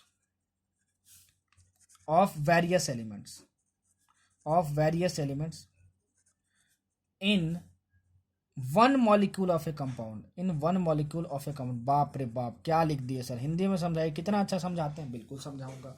जैसे देखो H2O2 होता है, ये क्या है, हाइड्रोजन पेरोक्साइड है, क्या है आपका हाइड्रोजन पेरोक्साइड है, ठीक है, वो तो बात की बात है। इंपेरिकल फॉर्मूला मतलब क्या होता है, ये तो हमारा केमिकल फॉर्मूला हमको पता आ रहा है, हाइड्रोजन पेरोक्साइड का केमिकल फॉर्मूला है, it represent the simplest whole number ratio, ठीक है, सिंपलेस्ट होल नंबर रेशियो। तो क्या इसमें से आप कॉमन निकाल सकते हो 2 और 2 में से, तो बोलोगे हाँ निकाल सकते हैं, तो इसको कट कर दो तो क्या बचेगा 1 और 1 बचेगा, ठीक है। इसका मतलब क्या हुआ, इसका मतलब क्या हुआ कि आप इसको HO लिख सकते हो, ठीक है। तो सिंपलेस्ट होल रेशियो में लिखोगे, होल नंबर रेशियो में लिखोगे तो वो इंपेरिकल फॉर्मूला बनेगा। और ये आपको क्या बनेगा, ये आपका था मॉलिक्यूलर फार्मूला H2O2, ये क्या था आपका मॉलिक्यूलर फार्मूला, मतलब कि जो एग्जैक्ट फार्मूला होता है, जो एक्चुअल फार्मूला होता है, वो क्या डिनोट करता है मॉलिक्यूलर फार्मूला, ठीक है। और जो simplest whole number ratio of atoms denote करता है वो क्या करता है एम्पेरिकल फार्मूला। आपको होप की समझ में आएगा एम्पेरिकल फार्मूला क्या होता है और ये क्या होता है। जरा आप बताओ कि CH4 है आपका, ठीक है, तो क्या ये simplest whole number ratio of atoms में है कि नहीं है। देखो कार्बन का कितना एटम है 1 और ये 4, इसमें से कुछ कटेगा क्या, नहीं कटेगा, मतलब कि ये सिंपलेस्ट होल नंबर रेशियो में है, ठीक है ना। इसका मतलब ये एम्पेरिकल फार्मूला भी है और ये मॉलिक्यूलर फार्मूला भी है। वही मैं आपको बोलूं कि देखो C2H6 C2H3, ठीक है, ये तो आपका एक्चुअल फार्मूला हुआ, तो ये कौन सा फार्मूला होगा मॉलिक्यूलर फार्मूला हो जाएगा, मॉलिक्यूलर फार्मूला हो जाएगा। लेकिन क्या कुछ कट हो सकता है क्या इन नंबर्स में, हाँ कट हो सकता है, ये 1 बार में गया, ये 3 बार में गया, मतलब ये क्या हुआ CH3। अब कुछ कट सकता है क्या, नहीं कट सकता है। इसका मतलब क्या कि ये जो तुम्हारा होगा वो क्या होगा एम्पेरिकल फार्मूला होगा, क्योंकि इस वाले फार्मूले में simplest whole number ratio of atoms में है, ठीक है। तो सिंपल तरीके से मैंने समझा दिया एम्पेरिकल फार्मूला मॉलिक्यूलर फार्मूला में क्या रिलेशन होता है, क्या रिलेशन होता है और दोनों क्या चीजें होती हैं, ठीक है। अच्छा N is equal to molecular mass, molecular formula by empirical formula होता है, ठीक है ना, एम्पेरिकल फार्मूला होता है। यहाँ पे n की वैल्यू क्या होती है, n की वैल्यू होती है 1 2 3 4 5 डैश डैश डैश कुछ भी होता है। हमेशा क्वेश्चन में n की वैल्यू आपको गिवन होगी, n की वैल्यू आपको गिवन होगी, ठीक है ना। n की वैल्यू निकल गया, आपसे पूछ जाएगा मॉलिक्यूलर एम्पेरिकल फार्मूला दिया रहेगा और आपसे मॉलिक्यूलर फार्मूला पूछेगा, ठीक है। तो n की वैल्यू दिया जाएगा मान लो 2 और एम्पेरिकल फार्मूला मान लो दिया हुआ CH4, ठीक है, CH4 दिया हुआ है, तो इधर इससे मल्टीप्लाई कर दे तो 2 से इसको मल्टीप्लाई कर दो, तो ये मत लिख देना 2C 2H4 ऐसे मत लिख देना, ठीक है। आपको ये जो 2 है यहाँ नीचे मल्टीप्लाई करना है, तो यहाँ नीचे ऑलरेडी क्या था 1 था, 1 को लिखते नहीं है, सर ने पहले ही बताया। तो ये कितना हुआ C2H और ये 2 को 4 से मल्टीप्लाई कर देंगे तो 8 हो गया, ठीक है। तो मॉलिक्यूलर फार्मूला आपको मिल जाएगा, ठीक है। तो आपको n दिया रहेगा और मॉलिक्यूलर फार्मूला आप निकालोगे और एम्पेरिकल फार्मूला आपको दिया रहेगा, ठीक है। तो ये था आपका एम्पेरिकल फार्मूला और मॉलिक्यूलर फार्मूला, ठीक। अब देखो एम्पेरिकल और मॉलिक्यूलर फार्मूला से एक बहुत फेमस क्वेश्चन आता है, ठीक है ना, उसको मैं क्वेश्चन के तौर पे लेके आपको सारा कुछ स्टेप समझा रहा हूँ कि कैसे सॉल्व करना है ऐसे क्वेश्चन को, ठीक है। देखो क्वेश्चन क्या रहेगा आपका, क्वेश्चन रहेगा कि आपके पास एक कंपाउंड दिया रहेगा, ठीक है। एक कंपाउंड है, मान लो उस कंपाउंड में जो कार्बन का परसेंट है तुमको गिवन है कितना, 52.2%, ठीक है। हाइड्रोजन का कितना दिया हुआ है तुम्हारे पास क्वेश्चन में गिवन है आपको, ठीक है ना, कितना परसेंट है, 13% है, ठीक है। और बोला जा रहा है कि इस कंपाउंड में ऑक्सीजन भी है, ठीक है। तो देखो कोई भी चीज 100% होती है, ठीक है, कोई भी चीज 100% होती है, तो ऑक्सीजन को हमको पता करना होगा, तो हम क्या करेंगे, ऑक्सीजन का पता करना होगा परसेंटेज, क्या करेंगे, 100 माइनस 52.2 माइनस 13, ये परसेंटेज जो कैलकुलेट करोगे तो आपको कितना आ जाएगा, आपके पास आ जाएगा 34.8%, ठीक है। इतना हमको मिल गया, ठीक है। ये हम खुद से कैलकुलेट किए, कार्बन और हाइड्रोजन क्वेश्चन में गिवन था। और आपको क्वेश्चन में क्या गिवन है कि मॉलिक्यूलर मास ऑफ जो कंपाउंड है, ये जो कंपाउंड है उसका जो मॉलिक्यूलर मास है कंपाउंड का वो है 92। तो आपसे क्वेश्चन में ये पूछा है कि बताओ कि मॉलिक्यूलर फार्मूला क्या होगा, मॉलिक्यूलर फार्मूला क्या होगा कंपाउंड का, आपसे ये पूछा है, ठीक है। देखो सब कुछ स्टेप वाइज आपको समझाने जा रहा हूँ कैसे कैलकुलेट करेंगे, और ये स्टेप जो है आप नोट कर लेना, ठीक है ना, मैं आपको समझा दे रहा हूँ, ठीक। सबसे पहले क्या करना कि उस कंपाउंड में जो जो एलिमेंट्स हैं प्रेजेंट उसको लिख लेना, ठीक है। कार्बन प्रेजेंट है, हाइड्रोजन प्रेजेंट है, ऑक्सीजन प्रेजेंट है। उसके बाद क्या करना, कितना कितना परसेंटेज प्रेजेंट है जो क्वेश्चन में गिवन है, 52.2, 13, और ये हमने खुद से कैलकुलेट किया कितना, 34.8, 34.8। फिर क्या करना कि सबका एटॉमिक मास लिख लेना, सबका एटॉमिक मास लिख लेना। इसका एटॉमिक मास कितना होता है कार्बन का, 12 ग्राम, हाइड्रोजन का 1 ग्राम, ऑक्सीजन का 16 ग्राम, ठीक है। फिर क्या करना, 10% बाय एटॉमिक मास कर देना, 10% बाय एटॉमिक मास। ऐसा क्वेश्चन आएगा कभी भी मॉलिक्यूलर फार्मूला निकालने के लिए तो सेम टू सेम स्टेप करेंगे, ठीक है। मैं स्टेप से समझा दे रहा हूँ। परसेंटेज बाय एटॉमिक मास कर देंगे, ठीक है, मतलब कितना है 52.2 बाई 12 कर देंगे, ठीक है, 52.2 बाई 12, तो ये आपको आएगा अप्रोक्सीमेटली 4.4, कैलकुलेट करके देख लेना। ये कितना आ जाएगा 13/1, तो ये कितना आ जाएगा 13। परसेंटेज बाय एटॉमिक मास मतलब ये कितना आ जाएगा 34.8/16, ये कितना आ जाएगा 2.2, 2.2 आ जाएगा, ठीक है। उसके बाद देखना कि इन तीनों नंबर में से, इन तीनों नंबर में सबसे छोटा नंबर कौन है, सबसे छोटा नंबर कौन है। तो देखो इसमें सबसे छोटा नंबर कौन है, 2.2 है, 2.2 है, ठीक है, 2.2 है। फिर क्या करना, छोटा नंबर सेलेक्ट कर लिए, फिर इस छोटे वाले नंबर को तीनों से डिवाइड कर देना, ठीक है। मतलब क्या, सुनो कि अब क्या करना, इसके बाद क्या करना है आपको कि 4.4 को सबसे छोटे नंबर वाले से डिवाइड कर देना है 2.2, 13 को 2.2 और इसको 2.2 से, ठीक है, डिवाइड कर दिए, ठीक है। फिर क्या आया, देखो ये आपके पास ये 2 आएगा, ठीक है, ये पास अप्रोक्सीमेटली 6 आएगा आपका, और ये आएगा आपके पास 1 आएगा, ठीक है। अच्छा ये हमारे पास आ गया। हमारे पास क्या क्या था, कार्बन था, हाइड्रोजन था और ऑक्सीजन था, किसमें, किसमें, कंपाउंड में। तो मतलब CHO से ही हमारा वो कंपाउंड मिलकर बनेगा। तो उसके बाद क्या करना, देखो कार्बन के सामने 2 आया तो यहाँ पे 2 लिख देना, हाइड्रोजन के सामने 6 आया तो यहाँ 6 लिख देना, ऑक्सीजन के सामने 1 आया तो 1 यहाँ पे लिखो या ना लिखो, एक बराबर है। तो ये जो तुम्हारा आएगा ना, ये जो तुम्हारा आएगा इसके लिखने की वजह से 261 लिखने की वजह से वो तुम्हारे पास आएगा एम्पेरिकल फार्मूला। क्या आएगा, एम्पेरिकल फार्मूला, ठीक है, क्या आएगा, एम्पेरिकल फार्मूला। लेकिन तुमको ये फाइंड नहीं करना, तुमको क्या फाइंड करना है, मॉलिक्यूलर फार्मूला। क्या, मॉलिक्यूलर फार्मूला। तो वो कैसे निकालेंगे, देखो सिखा रहा हूँ तुमको, ठीक है। देखो इसका एम्पेरिकल फार्मूला है तो इसका कुछ मास भी तो आएगा, तो इस एम्पेरिकल फार्मूला का मास निकालो, कितना आएगा, एक कार्बन का 12, तो 2 एटम है इसमें, 12 इंटू 2 प्लस 1 इंटू 6 प्लस कितना, 1 इंटू 6 प्लस कितना जरा बताना, तो प्लस 16, तो 24, 30, तो ये आपके पास आ जाएगा 46।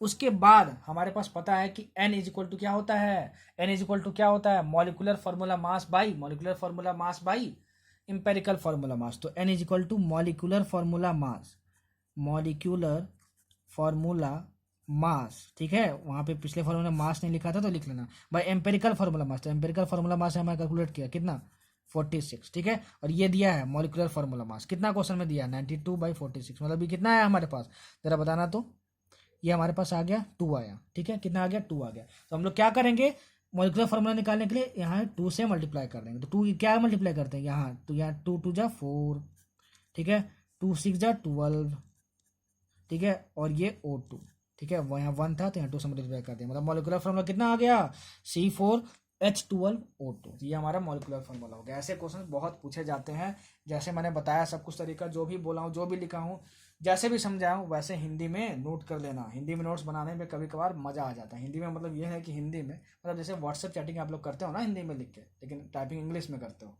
वैसे नोट्स बनाओ, बहुत इजी बनते हैं और मज़ा आता है, और याद रहता है कि सर ने क्या बताया था, कि कहाँ से पूछता है कहाँ से नहीं पूछता है। ठीक, अब देखो स्टाइकियोमेट्री, क्या स्काइयोमेट्री, इसका क्या लिख बोलेंगे इसको, स्टाइकियोमेट्री। ठीक है, जो भी प्रोनाउंसिएशन हो मुझे दिक्कत होती है इसमें पर्सनली। ठीक है, इस टॉपिक को पढ़ते हैं, ये टॉपिक बहुत इंपॉर्टेंट है, बहुत ज़्यादा इंपॉर्टेंट, और इसमें बहुत ज़्यादा दिक्कत होता है बच्चों को, किसमें, स्टाइकियोमेट्री। ठीक है, जो भी बोलते हैं यार आप समझ लेना, थोड़ा प्रोनाउंसिएशन में मेरे को इस टर्म में दिक्कत होती है। ठीक है, मैं इसको क्या बोल देता हूँ, एसटी कॉन्सेप्ट। क्या, एसटी कॉन्सेप्ट। एसटी कॉन्सेप्ट कैसे आया, ये एसटी यूज करके, ठीक है ना, ST concept, ST concept in mole concept क्या है।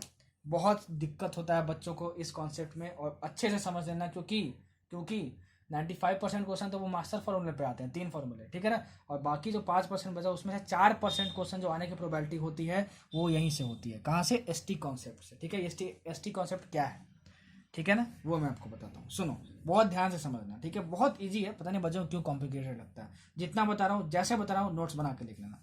मान लो तुम्हारे पास कोई केमिकल रिएक्शन है N2 + 3H2, ये देता है 2NH3, ये आपके पास है, ठीक है ना।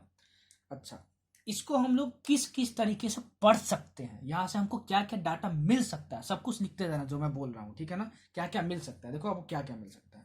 आप चाहो तो नंबर ऑफ मोल्स के तौर पे भी इस रिएक्शन को बोल सकते हो। कैसे बोल सकते हो, देखो N2 के आगे देखो क्या लिखा हुआ है, N2 के आगे 1 लिखा है, 1 लिखो या ना लिखो एक बराबर है, ठीक है ना, 1 लिखा हुआ है। S2 के आगे 3 लिखा है, NH3 के आगे 2 लिखा हुआ है, 2 लिखा हुआ है।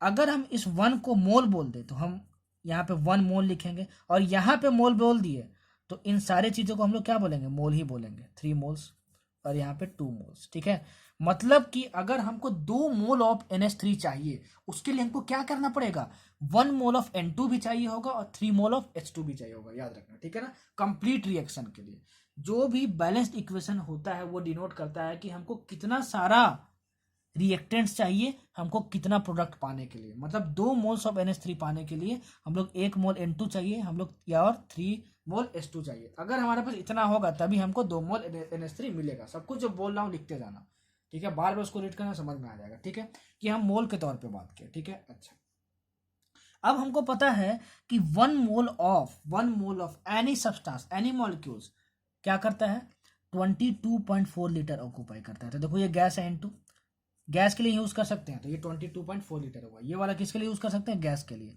ठीक है। 22.4 लीटर, 1 मोल इतना कर रहा है, तो 3 मोल कितना करेंगे, 3 इंटू 22.4, 2 मोल कितना करेगा, 2 इंटू 22.4। समझ में आया, ठीक है। तो ये गैस के लिए, अगर ये तीनों गैस फॉर्म में है N2 H2 और NH3, तब ये वाला कॉन्सेप्ट यूज करते हैं। तो हम लोग ऐसे लीटर्स के टर्म में बात किए कि 2 इंटू 22.4 लीटर्स NH3 पाने के लिए हमको 3 इंटू 22.4 लीटर H2 चाहिए, और 22.4 लीटर्स क्या चाहिए, N2 चाहिए। हमको समझ में आया, हमको समझ में आया, ठीक है। चलो अब इसको लिखते हैं हम लोग नेक्स्ट स्लाइड में। हमारा क्या है, N2 + 3H2 plus sorry gives 2NH3, ठीक है, ये हमको समझ में आता है, ठीक। चलो, अगर मैं मान लूं कि इसका मैं 1000 ml लिया हूं, मान लेता हूं मैं, ठीक है। तो अगर देखो यहाँ पे क्या है, 1 है यहाँ पे, तो 1 मोल का मान लिया हूं मैं कि 1000 ml लगाया, तो ये देखो ये 3 मोल का कितना लगेगा, 3000 ml लगेगा, ठीक है। और ये कितना देगा, 2NH3, मतलब 2 इंटू 1000 देगा, मतलब इतना ml पाने के लिए 3000 ml H2 चाहिए, 1000 ml N2 चाहिए, अगर ये तीनों लिक्विड फॉर्म में है तो, ठीक है ना। क्योंकि लीटर्स की बात करें, ml की बात करें, मतलब क्या, किसकी बात कर रहे हैं, लिक्विड की बात कर रहे हैं, लिक्विड की बात कर रहे हैं। समझ में आया, समझ में आया। अच्छा, N2 का जो है तुम्हारे पास कितना एटॉमिक नंबर है, जरा बताना तो। एटॉमिक नंबर है तुम्हारा, एटॉमिक मास कितना है, 14 इंटू 2 मतलब 28 ग्राम। H2 का कितना है जरा बताना तो। H2 का है तुम्हारा H2, मतलब एक हाइड्रोजन का 1 होता है, तो 2 एटम कितना हुआ, 1 इंटू 2 ग्राम, और 3 से मल्टीप्लाई करना है इसको, ये याद रखना, प्लस ये कितना हुआ, 6 ग्राम। गिब्स NH3 का कितना होगा, NH3 का आपका होगा नाइट्रोजन का 14 + 3 मतलब 17 ग्राम, और इससे मल्टीप्लाई कर दोगे मतलब 34 ग्राम। इससे मल्टीप्लाई करना मत भूल जाना, मतलब कि आपको अगर 34 ग्राम NH3 चाहिए, 34 ग्राम NH3 चाहिए, तो आपको 6 ग्राम H2 चाहिए होगा और 28 ग्राम N2 चाहिए होगा, तभी कंप्लीट रिएक्शन होगा। इतने डाटा आपको मिल सकते हैं और इतने डाटा आपको लिखने आना चाहिए। अब क्वेश्चन के हिसाब से क्या यूज करना है वो आप क्वेश्चन बनाओगे तब आपके दिमाग में आएगा। इसको समझाने के लिए मैं कुछ क्वेश्चन देता हूँ, ठीक है ना, कुछ क्वेश्चन देता हूँ। इससे पहले जो जो मैं बोला हूँ वो समझ लो कि मैं कैसे लिखा हूँ, क्योंकि मैं बहुत अच्छे तरीके से समझाया हूँ और बहुत ईजी लैंग्वेज में समझाया हूँ कि क्या इसको कैसे लिखना है। S2 का क्या होगा 2 ग्राम होगा, लेकिन 3 से आगे है तो 3 से मल्टीप्लाई कर दिए तो 2 इंटू 3 6 ग्राम होगा यहाँ पे।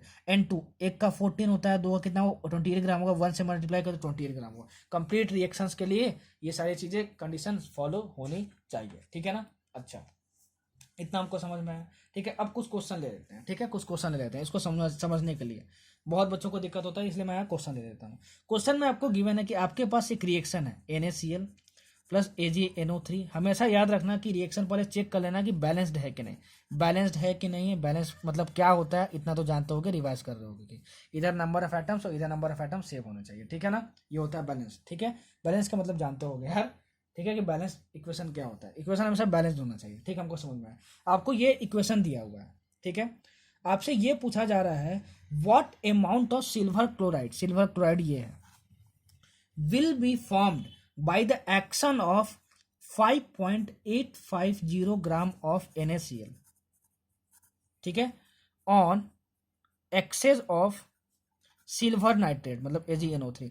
मतलब मैं ये क्वेश्चन में आपसे ये पूछा है कि अगर आप 5.850 ग्राम NaCl का लोगे, ठीक है, तो आपको कितना AgCl मिलेगा, कितना AgCl मिलेगा, आपसे ये पूछा हुआ है क्वेश्चन में, ठीक है। वो कैसे अप्रोच करेंगे, ध्यान से सुनना। सबसे पहले हम लोग क्या करेंगे कि देख लेंगे कि क्या देख लेंगे, हमको AgCl चाहिए, ठीक है ना, और हम NaCl कितना लिए, इतना लिए हैं, ठीक है। तो आप देखो रिएक्शन को देखो, इसके आगे क्या लिखा है 1, इसके आगे क्या लिखा है 1, इसके आगे क्या लिखा है 1, इसके आगे 1 क्या लिखा है 1। मतलब कि अगर हमको 1 मोल AgCl चाहिए, ये प्रोडक्ट है ना, हमको ये चाहिए। अगर हमको 1 मोल AgCl चाहिए तो हमको क्या चाहिए होगा, 1 मोल NaCl चाहिए होगा। क्या होगा, 1 मोल NaCl चाहिए होगा, ठीक है। मतलब अगर हमको 1 मोल AgCl चाहिए तो हमको 1 मोल NaCl चाहिए होगा। तो अगर हम क्वेश्चन में देख लेते हैं कि क्या मेरे पास 1 मोल NaCl का है कि नहीं है, ठीक है। तो रिएक्शन से मत देखना, जो गिवन है ना उससे देखना, ठीक है, कि तुमको गिवन नंबर ऑफ मोल्स कितने हैं, ठीक, गिवन नंबर ऑफ मोल्स कितने हैं तुम्हारे पास, गिवन नंबर ऑफ मोल्स कितने हैं तुम्हारे पास, वहां से तुम देखना, ठीक है। अच्छा, जब नंबर ऑफ मोल्स निकालेंगे यहां से तो number of moles is equal to given mass मतलब 5.85 ग्राम, ठीक है, बाई मॉलिक्यूलर मास। तो इसका आप मॉलिक्यूलर मास कैलकुलेट करोगे NaCl का, Na और Cl का, ठीक है, तो आप कैलकुलेट करोगे तो आपका 58.5 ग्राम आएगा, ठीक है ना। क्वेश्चन में गिवन था कि NaCl का जो मॉलिक्यूलर मास है वो 58.5 ग्राम है। तो नंबर ऑफ मोल्स मिल गया, तो ये हमारे पास आया 0.1 मोल है, 0.1 मोल है, ठीक है। तो जरा बताना कि अगर 1 मोल AgCl चाहिए तो 1 मोल NaCl तुम्हारे पास होना चाहिए। अगर 0.1 मोल NaCl है प्रेजेंट में तुम्हारे पास, तुमको दिया गया है, देखो यहाँ से तुम कैलकुलेट कर लिए, तुमको कितना मिलेगा बताओ, 0.1 मोल ही तो मिलेगा, क्योंकि तुम्हारा 1:1 काम में हो रहा है, 1:1 में काम हो रहा है तुम्हारा। तो 0.1 मोल लेने से लिए तो 0.1 मोल आपको AgCl मिलेगा, ठीक है।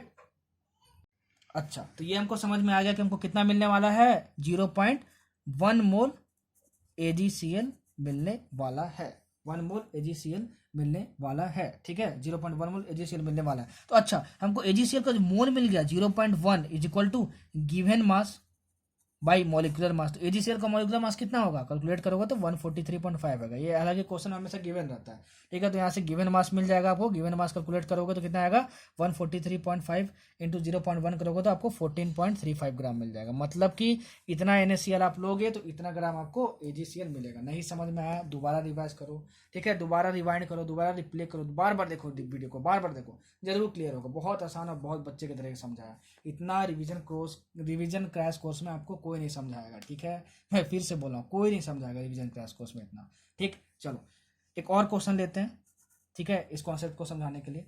आपके पास एक रिएक्शन है N2 प्लस 3H2 2NH3, ठीक है, ये आपको गिवन है। आपको बोला जा रहा है क्वेश्चन में if 10 gram of H2 react with N2, ठीक है, what will be volume of NH3 at STP, ठीक है, at STP, ठीक है। और ये तीनों गैस के फॉर्म में है, ये भी गैस के फॉर्म में है, ये भी गैस के फॉर्म में है, ये भी गैस के फॉर्म में है, ठीक है। देखो कैसे अप्रोच करेंगे। आपसे क्या बोला जा रहा है कि अगर 10 ग्राम H2 हम लेंगे और N2 से रिएक्ट करवाएंगे तो बताओ STP कंडीशन पे, ठीक है, कितना वॉल्यूम ऑक्यूपाई करेगा NH3, ठीक है, कितना वॉल्यूम ऑक्यूपाई करेगा NH3 आपको बताना है ये, ठीक है ना। अच्छा, ये हमको समझ में आया, ठीक है। देखो यहाँ पे ध्यान से सुनना, ठीक है। मैं यहाँ पे क्या करने वाला हूँ, सबसे पहले मैं क्या करने वाला हूँ कि मैं ये देखने वाला हूँ कि 10 ग्राम ऑफ N2 से, देखो यहाँ पे क्या जो गिवन था उसे नंबर ऑफ मोल्स कैलकुलेट किया, तो 10 ग्राम ऑफ H2 लिया हूँ, तो मतलब मैं कितना मोल्स लिया हूँ, इसका number of moles of H2, ठीक है। तो गिवन मास 10, ठीक है, बाई इसका मॉलिक्यूलर मास 1 × 2 मतलब बाई 2, ठीक है। तो कितना आया 5 मोल्स, मतलब मैं 5 मोल लिया हूँ, कितना लिया हूँ 5 मोल लिया हूँ H2 का, ठीक है। ये क्या, ये आपको बैलेंस्ड इक्वेशन गिवन है। अब यहाँ पे आते हैं, 1 mole of N2 reacts with 3 mole of H2 to give 2 moles of NH3। इतना हमको समझ में आया, ठीक है ना, इतना हमको समझ में आया, इतना समझ में आया हमको, ठीक है। हम कितना लिए हैं यहाँ पे 3 मोल H2 का नहीं लिए हैं, ठीक है। इक्वेशन के हिसाब से हमको इतना पाने के लिए 3 मोल ऑफ H2 चाहिए था, हम ले कितना लिए हैं, हम ले लिए हैं 5 मोल, हम ले लिए हैं 5 मोल, हम ले लिए हैं 5 मोल, हमको समझ में आया। मैं क्या करता हूँ कि इस पूरे इक्वेशन को मैं 3 से डिवाइड कर दे रहा हूँ, 3 से डिवाइड कर दे रहा हूँ, तो ये हमको मिल गया 1/3 N2 प्लस H2, ये 3/3 1 हो गया, गिब्स 2/3 NH3, 2/3 NH3। इससे हमको क्या फायदा हुआ कि 1 मोल H2 यहाँ यूज अगर हम करते तो 2/3 ऑफ NH3 मिलता, ठीक है। अगर हम लोग लिए कितना 5 मोल यूज करेंगे तो हमको कितना मिलेगा, तो इससे हमको क्या फायदा होगा। अब इस इक्वेशन को मैं 5 से मल्टीप्लाई कर दे रहा हूँ, तो ये 5/3 N2 प्लस 5 H2 गिव्स 2 × 5 यहाँ कर देंगे तो ये 10/3 NH3। तो अगर हम 5 मोल H2 का यूज करेंगे जो कि हम निकाल चुके हैं, तो हमको कितना मिलेगा 10/3 मोल्स ऑफ NH3 मिलेगा। ये हमको फायदा हुआ ये करने से, ठीक है, 10/3 मोल्स ऑफ NH3 मिलेगा, ठीक है। तो इतना मोल्स ऑफ NH3 हमको मिलेगा। हमको पता है कि एट एसटीपी कंडीशन NH3 का 1 मोल, ठीक है, कितना ऑक्यूपाई करेगा 22.4 लीटर्स करेगा, सर ने बताया है, ठीक है। हमारे पास कितने मोल्स हैं NH3 के, 10/3 मोल्स हैं, तो 1 मोल अगर एसटीपी पे इतना ऑक्यूपाई करेगा तो 10/3 मोल्स कितने करेंगे 10/3 × 22.4 लीटर्स करेगा। इसको कैलकुलेट करना, ये आ गया आपके पास 74.67 लीटर, ठीक है ना, इतना आएगा आपके पास 10/3 × 22.4, ठीक है। सर ये कैसे समझ में आएगा, मतलब सर कैसे प्रैक्टिस हो जाएगी, कैसे दिमाग में स्ट्राइक करेगा। जितना ज़्यादा क्वेश्चन बनाओगे उतना ज़्यादा कॉन्सेप्ट क्लियर होते जाएंगे, ठीक है ना। तो घबराना नहीं, मैंने बहुत बच्चे की तरह आपको समझाया है कि इन कॉन्सेप्ट को कैसे यूज करते हैं, कैसे यूज करते हैं, ठीक है। चलो अब बढ़ते हैं आगे और हम लोग पढ़ते हैं, देखो लिमिटिंग रिएजेंट बहुत इंपॉर्टेंट, लिमिटिंग रिएजेंट बहुत इंपॉर्टेंट है। कभी भी नीट में क्वेश्चन आएगा तो सबसे पहले ये पहचान लेना कि जो तुम्हारा केमिकल रिएक्शन गिवन है उसमें कोई लिमिटिंग रिएजेंट है कि नहीं। अरे सर आपने तो बताया ही नहीं क्या है, पहले ये तो बता दीजिए। बिल्कुल बताऊंगा, देख लो, देखो the reactant which is completely consumed in a chemical reaction is called as limiting reagent। पहले इतना समझ लो, मान लो तुम्हारे पास कोई रिएक्शन है A+2B गिव्स C+2D, ठीक है। एरो के इस साइड को हम लोग रिएक्टेंट्स बोलते हैं और इसको हम लोग प्रोडक्ट्स बोलते हैं, इतना तो आप जानते ही होंगे, ठीक है, इतना तो जानते ही होंगे, ठीक है, इतना हमको समझ में आया। अगर इस पूरे रिएक्शन में आपको लिमिटिंग रिएजेंट पहचानना है, ठीक है, तो कैसे पहचानेंगे, ठीक, सुनना ध्यान से। ये रिएक्शन आपको गिवन है, क्या ये रिएक्शन आपको गिवन है, आपको ये बोला गया कि आप ए का कितना मोल लिए हो, आप कितना मोल लिए हो 3 मोल लिए हो। Given number of moles for a कितना लिए हो आप 3 मोल लिए हो, ठीक है ना। और बी का आप कितना मोल लिए हो, ये ए का मोल लिए हो, ठीक है ना। और ए का कितना बी का कितना मोल लिए हो, बी का मोल लिए हो आप कितना 9 मोल्स, कितना लिए हो आप 9 मोल्स लिए हो, ठीक है। याद रखना जो लिमिटिंग रिएजेंट होगा वो हमेशा रिएक्टेंट ही होगा, क्या होगा रिएक्टेंट ही होगा, मतलब इसी साइड होगा, एरो के इस साइड ही होगा। तो ए और बी में से दोनों लिमिटिंग रिएजेंट की तरह कौन काम कर सकता है वो कैसे पहचानेंगे, सुनना। जो तुम्हारा गिवन नंबर ऑफ मोल्स है वो लिखना, ए के लिए, देखो ये ए के लिए है ना गिवन नंबर ऑफ मोल्स, तो ए के लिए लिखता हूँ, तो ये 3 बाई, ठीक है, ए के साथ जो नंबर है तो ये 1 है यहाँ पे, तो बाई 1 लिख दिया, ये 3 हो गया, ठीक है।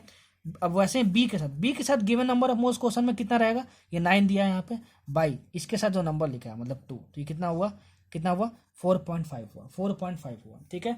जिसका कम वैल्यू होगा, ठीक है, देखो इन दोनों में कम वैल्यू कौन सा है, ये वाला वैल्यू कम है, ये लेस है, जिसका लेस वैल्यू होगा वही लिमिटिंग रिएजेंट होगा। मतलब इस इक्वेशन में लिमिटिंग रिएजेंट की तरह काम कौन सा काम कर रहा है, ए काम कर रहा है, ए काम कर रहा है। मतलब क्या करना है, गिवन नंबर ऑफ मोल्स दिया रहेगा, गिवन नंबर ऑफ ए के लिए क्या किए, ए के लिए लिखे 3 बाई ए के साथ जो नंबर है 1, ठीक है, इक्वेशन में। गिवन मोल्स बी के लिए कितना है 9 है, 9 लिखे बाई गिवन इक्वेशन में बी के साथ क्या लिखा हुआ 2 लिखा हुआ, बाई 2 कर दिया। फिर इन दोनों में क्या देखेंगे, दो सबसे छोटा नंबर है, छोटा नंबर कौन सा है 3 है, तो 3 जो तुम्हारा है छोटा है 3 और 4.5 में 3 छोटा है सबसे, ठीक है। तो ये आपका क्या हो गया, लिमिटिंग रिएजेंट हो गया, ये आपका क्या हो गया, लिमिटिंग रिएजेंट हो गया।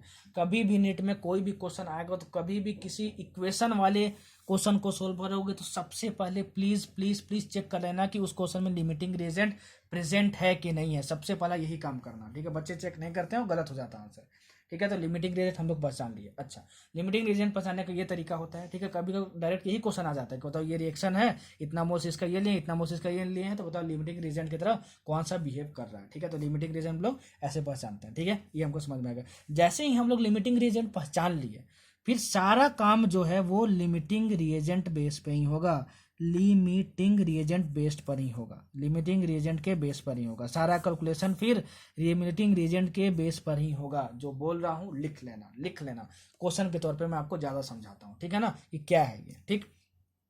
देखो एक क्वेश्चन है तुम्हारे पास, at NTP in a container 100 ml N2, सुनना, तुम्हारे पास एक इक्वेशन दिया है N2 + 3H2 गिव्स 2NH3, ये तुम्हारे पास इक्वेशन दिया हुआ है।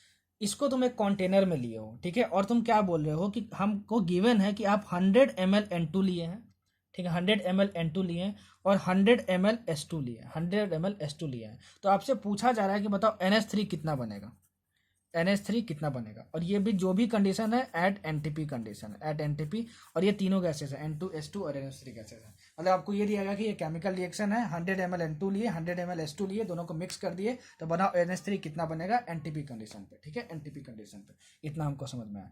तो अरे सर ने बताया था कोई भी हम लोग रिएक्शन वाला क्वेश्चन सोल्व करेंगे तो सबसे पहले पहचानेंगे कि लिमिटिंग रिएजेंट कौन सा है, लिमिटिंग रिएजेंट कौन सा है, लिमिटिंग रिएजेंट कौन सा है, ये पहचानेंगे हम लोग, ठीक है। तो उसके लिए हम लोग क्या करेंगे, ठीक है, उसके लिए हम लोग क्या करेंगे कि जो भी हमको गिवन है, देखो जो भी हमको गिवन है यहाँ पे, ठीक है, देखो हमको यहाँ पे 100 ml गिवन है, ठीक है, तो वो हम लिख दिए यहाँ पे 100, ठीक है, बाई ये किसके लिए लिख रहे हैं N2 के लिए, इसके साथ क्या नंबर लिखा है 1, तो ये आपका आ गया 100, ठीक है। इसके लिए क्या लिखा हुआ है, ठीक है, 100 ml लिए हैं S2 के लिए, ठीक है ना, S2 के लिए बाई S2 के साथ जो नंबर है 3, तो ये तुम्हारे पास कितना है 33.33 आया, ठीक है ना। तो छोटा नंबर कौन सा है 33.33 है। मतलब तुम्हारा जो लिमिटिंग रिएजेंट कौन सा हुआ, लिमिटिंग रिएजेंट हुआ तुम्हारा H2, क्या हुआ तुम्हारा H2, क्या हुआ H2। ये तुम्हारा किसके लिए लिखे थे, S2 के लिए लिखे थे, ये तुम्हारे लिखे थे N2 के लिए, ठीक है। तो ये मत सोचना कि मोल्स दिया रहेगा तभी 3/1 करेंगे, 9/2 करेंगे, ऐसा नहीं है। ml यहाँ पे दिया, जो भी तुमको गिवन रहेगा दिस बाई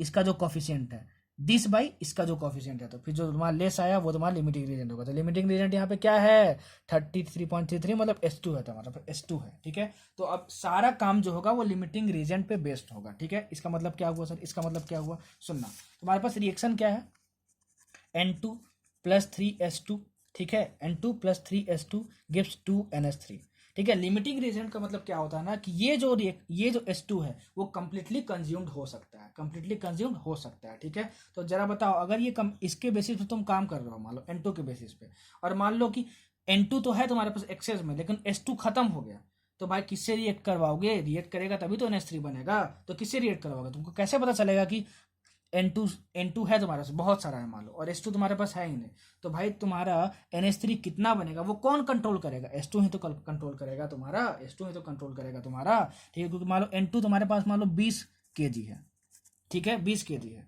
ठीक है। और चीनी तुम्हारे पास, चीनी कहाँ से आ गया, सुनो एग्जाम्पल ले रहा हूँ, मान लो तुम्हारे पास 20 लीटर पानी है, ठीक है, और तुम्हारे पास 10 ग्राम ग्लूकोज है, ठीक है।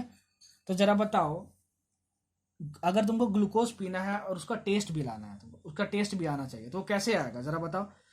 पानी पे डिपेंड वो थोड़ी करेगा, जो कम है, जो जल्दी कंज्यूम हो जाएगा उस चीज पे वो डिपेंड करेगा, मतलब ग्लूकोज पे डिपेंड करेगा वो। मेरे कहने का मतलब है, सिंपली ये समझो, ठीक है, मान लो N2 तुम्हारे पास एक्सेस में है, बहुत सारा N2 है तुम्हारे पास, H2 तुम्हारे पास बहुत कम है, जब तक ये दोनों रिएक्ट नहीं करेंगे NH3 बनेगा नहीं, ठीक है, NH3 बनेगा नहीं। तो N2 मान लो बहुत है और H2 बहुत कम है, तो जैसे ही H2 खत्म हो जाएगा फिर N2 बहुत सारा तुम्हारे पास बच भी गया, तो किससे रिएक्ट करवाओगे, नहीं करवा पाओगे, तो रिएक्ट नहीं करवा पाओ तो NH3 बनेगा नहीं, ठीक है। तो वही होता है क्या, वही होता है तुम्हारे पास लिमिटिंग रीजेंट, कि ऐसा रिएक्टेंट जो कि कंप्लीटली कंज्यूम्ड हो सकता है एक रिएक्शन में, तो कंप्लीटली कंज्यूम्ड अगर ये हो जाएगा तो उसके बाद N2 बच भी जाएगा, तो कुछ होगा क्या, कुछ नहीं होगा, क्योंकि इसका तुम रिएक्शन करवा नहीं पाओगे और NH3 तुमको मिलेगा नहीं, ठीक है। बहुत बारीकी से समझा रहा हूँ, ठीक है, बहुत बारीकी से, और हिंदी लैंग्वेज में जो जो बोल रहा हूँ, जो जो लिख रहा हूँ, दोनों के बेसिस में नोट्स बना लेना, सब कुछ समझ में आ जाएगा, ठीक है। तो हमारा ये लिमिटिंग रीजेंट आ गया, ये लिमिटिंग रीजेंट। इसके बाद लिमिटिंग रीजेंट के बेसिस पे ही काम करना है, ठीक है। इसका मतलब क्या हुआ, इसका मतलब क्या हुआ, हम क्या लिख सकते हैं, देखो जब हम लोग ml के टर्म्स में लिख रहे थे, ठीक है ना, मैंने बताया था तुमको, ठीक है, ml के टर्म्स में, लीटर के टर्म्स में, कि देखो यहाँ 1 मोल है, यहाँ पे 3 मोल है, यहाँ पे 2 मोल है, मतलब अगर इसको मैं ये लिखूँ कि 22.4 लीटर्स, ठीक है, इसको लिख सकता हूँ 3 × 22.4 लीटर्स, इसको लिख सकता हूँ 2 × 22.4 लीटर्स, ये लिख सकता हूँ। अगर ml के टर्म्स में लिखूँ तो अगर मैं 1 ml लिखूंगा यहाँ पे, ठीक है, तो यहाँ पे क्या लिखूंगा, यहाँ पे 3 से मल्टीप्लाई कर दूंगा, मतलब 3 ml, ठीक है, और यहाँ क्या कर दूंगा 2 ml, 2 से मल्टीप्लाई कर दूंगा यहाँ पे, ठीक है। वैसे ही मैं बोलूँ कि अगर इस बैलेंस्ड इक्वेशन को देखूं तो 3 ml ऑफ H2 गिव्स क्या, 2 ml ऑफ NH3, इतना हमको देगा, ठीक है ना। अच्छा, तो 1 ml ऑफ H2 कितना देगा, 1 ml ऑफ H2 आपको देगा 2/3 ml ऑफ NH3। तो हम कितना लिए हैं H2, क्वेश्चन में गिवन है, आप 100 ml लिए हो, तो 100 ml लिए हो, 100 ml लिए हो तो आपको कितना मिलेगा, 2/3 × 100, 2/3 × 100, मतलब ये कितना हुआ 66.66 ml। इसका मतलब कि आपको इतना ml NH3 मिलेगा, ठीक है। तो सर आपने N2 के बेसिस पे क्यों नहीं किया कि 1 ml of H2 gives 2 ml of NH3, ठीक है, तो उसके बेसिस पे आप कर देते, नहीं, मैंने क्या बोला है कि सबसे पहले लिमिटिंग रीजन पहचाना, और जैसे लिमिटिंग रीजन पहचान ली, फिर लिमिटिंग रीजन तुम्हारा क्या आया, H2 आया, फिर उसके बेसिस पे क्या करना, तुम कैलकुलेट करना सब कुछ, ठीक है। तो मैंने कैलकुलेट किया, होप कि आपको समझ में आया होगा, मैंने बहुत अच्छे तरीके से एक्सप्लेन किया है, बहुत इंपॉर्टेंट कॉन्सेप्ट है, बहुत सारे बच्चों को नहीं समझ में आता है, होप कि आपको समझ में आ गया होगा जो मैं समझाया हूँ, ठीक है। तो मोल कॉन्सेप्ट से जितना भी जहाँ से भी क्वेश्चन आया था, आता है, और जो भी स्ट्रॉन्ग था पॉइंट्स, सब कुछ मैंने कवर कर दिया, मतलब जितने भी स्ट्रॉन्ग पॉइंट्स है सब कुछ मैंने कवर कर दिया। छोटे मोटे और कॉन्सेप्ट हैं, जैसे Dulong and पिटिट्स law, Dulong and पिटिट्स law, ठीक है, ये क्या होता है, ठीक है। डुलोंग एंड पिटिट्स लॉ होता है कि अगर आपको कभी भी क्वेश्चन में स्पेसिफिक हीट गिवन हो किसी भी सब्सटेंस की, ठीक है ना, और आपसे बोल दे कि बताओ एटॉमिक मास कितना होगा, अप्रोक्सीमेट एटॉमिक मास कितना होगा, तो आप कैलकुलेट कर सकते हो 6.4 बाई स्पेसिफिक हीट। यहाँ से भी क्वेश्चन पूछ सकता है कि आपको स्पेसिफिक हीट दे देगा किसी भी सब्सटेंस का, और बोलेगा बताओ अप्रोक्सीमेट एटॉमिक मास कितना होगा, तो होगा 6.4 बाई स्पेसिफिक हीट। ये डुलोंग एंड पेटिट दो साइंटिस्ट थे, उन्होंने ये फॉर्मूला दिया था, इसीलिए इसको बोलते हैं डुलोंग एंड पेटिट्स लॉ, ठीक है। Second, law of mass conservation, law of mass conservation ये क्या है, ठीक है। देखो जैसे अगर तुम दो रिएक्टेंट लिए A प्लस बी और इससे तुमको मिला C plus D plus E, ठीक है ना। अच्छा, अगर A प्लस बी मतलब अगर तुम टोटल रिएक्टेंट्स का जो मास लिए हो वो 50 ग्राम है, ठीक है, तो जो तुम्हारा प्रोडक्ट बन रहा है वो भी पूरा 50 ग्राम ही मिला के बनेगा। सिंपल मतलब ये हुआ कि मास को डिस्ट्रॉय नहीं कर सकते हैं। बोलोगे सर ये तो पता है सर, कितनी बार बताओगे, तो हाँ भाई बस यही है लॉ ऑफ मास कंजर्वेशन, कि जितना total mass of products total mass of reactants लोगे उतना ही टोटल मास ऑफ प्रोडक्ट्स मिलेगा, टोटल मास ऑफ रिएक्टेंट्स जितना लोगे उतना ही टोटल मास ऑफ प्रोडक्ट्स मिलेगा। तुमको समझ में आया, मतलब अगर मान लो तुमको A का मास दिया है 20 ग्राम, B का मास दिया है तुम्हारे पास 5 ग्राम, ठीक है, इसका मास दिया है 3 ग्राम, इसका मास दिया है मान लो 7 ग्राम, और मान लो E का जो दिया है X ग्राम दिया है, तो आप क्या बोलोगे कि टोटल मास ऑफ रिएक्टेंट्स मतलब 20 + 5 is equal to total mass of products, मतलब क्या 3 + 7 10 और प्लस एक्स 10 + x, तो यहाँ से x की वैल्यू निकालोगे। ऐसे यहाँ से क्वेश्चन कैलकुलेट करने के लिए आपसे पूछ सकता है, ठीक है ना। अच्छा, ये हमको समझ में आया, ठीक है। अब आगे देखो, आगे देखो, आगे देखो, आगे देखो, एक ये हो गया, एक हो गया तुम्हारे पास law of constant composition, law of constant composition, या फिर इसको हम लोग बोलते हैं लॉ ऑफ डिफिनिट प्रोपोर्शन। लिख लेना लॉ ऑफ डिफिनिट प्रोपोर्शन। देखो ये क्या है, ये बोलता है ना कि अगर मान लो आपके पास H2O है, मान लो कोई भी आपके पास क्या है, कंपाउंड है, ठीक है ना, कोई भी आपके पास कंपाउंड है, इसको चाहे आप C से लो, चाहे इसको आप टैप वाटर से लो, देखो नल से निकालो, नदी से निकालो या समुद्र से निकालो, ठीक है। अगर तुम्हारा इस कंपाउंड का फॉर्मूला H2O है तो इसमें देखो हाइड्रोजन और ऑक्सीजन कौन से रेशियो में है, कौन से रेशियो में है जरा बताना तो। 2:1 रेशियो में, 2:1 रेशियो में, 2:1 रेशियो में है, ठीक है। किससे? एलिमेंट से, ठीक है। नंबर ऑफ एटम्स का रेशियो है 2:1। अगर हम यहाँ पे मास का रेशियो निकालूं, ठीक है, तो H2 का मास कितना होगा 2:2, ऑक्सीजन का मास कितना होगा 16, मतलब कितना हुआ कट के 1:8 आ गया। तो बाई मास H2O, मतलब H2O में हाइड्रोजन और ऑक्सीजन बाई मास 2:16 रेशियो में, मतलब 1:8 रेशियो में। तो लॉ ऑफ कांस्टेंट कंपोजिशन ये बोलता है कि इस H2O को चाहे तुम सी से निकालो, नदी से निकालो, समुद्र से निकालो, चाहे नदी से निकालो, टैप वाटर से निकालो, मतलब कि नल से निकाल लो, अगर H2O का बाई मास रेशियो 1:8 है तो चाहे तुम समुद्र से निकालो, चाहे नल से निकालो, चाहे नदी से निकालो, हमेशा 1:8 ही रेशियो रहने वाला है हाइड्रोजन एंड ऑक्सीजन का बाई मास, ठीक है। मतलब कि according to this law a compound can be obtained from different sources but the ratio of each component by weight remains same. It does not depend on the method of its preparation, ठीक है। कैसे prepare कर रहे हो वो depend नहीं करता, कहीं से भी लो, किसी भी सोर्स से लो, बाई मास जो रेशियो होगा वो हमेशा सेम होगा। यही था लॉ ऑफ कांस्टेंट कंपोजिशन। यहाँ से क्वेश्चन आता नहीं है लॉ ऑफ मास कंजर्वेशन से, लॉ ऑफ कांस्टेंट कंपोजिशन से, इसलिए मैंने थोड़ा शॉर्टकट में बता दिया आपको, क्योंकि कुछ पूछेगा नहीं आपसे यहाँ से। एक और देखो, एवोगाड्रोस लॉ। एवोगाड्रोस लॉ क्या है? एवोगाड्रोस लॉ बहुत ही सिंपल है यार, कुछ भी टफ नहीं है। देखो ये क्या बोलता है, equal volume of all gases, देखो गैस की बात हो रही है, बस बोल रहा हूं, लिख लेना, ठीक है ना, नोट्स बना के। Equal volume of all gases contain equal number of molecules at same temperature and pressure, ठीक है। जो बोला हूं उसको लिख लेना, उसको एक्सप्लेन कर रहा हूं। अगर टेम्परेचर एंड प्रेशर सेम रखा जाए तो equal volume of all gases, gases की बात हो रही है, contain equal number of molecules, मतलब क्या?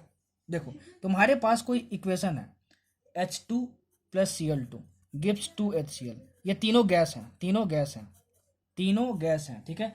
अगर मैं बोलूं कि इसका मैं 1 वॉल्यूम लिया हूं, ठीक है, 1 वॉल्यूम लिया हूं, ठीक है, इसका भी 1 वॉल्यूम लिया हूं, मतलब कि मैं क्या बोल रहा हूं कि अगर मैं इसको 1 ml लिया हूं तो इसको भी 1 ml लिया हूं, मेरा कहने का मतलब ये है, ठीक है, इसको भी 1 ml लिया हूं, ठीक है।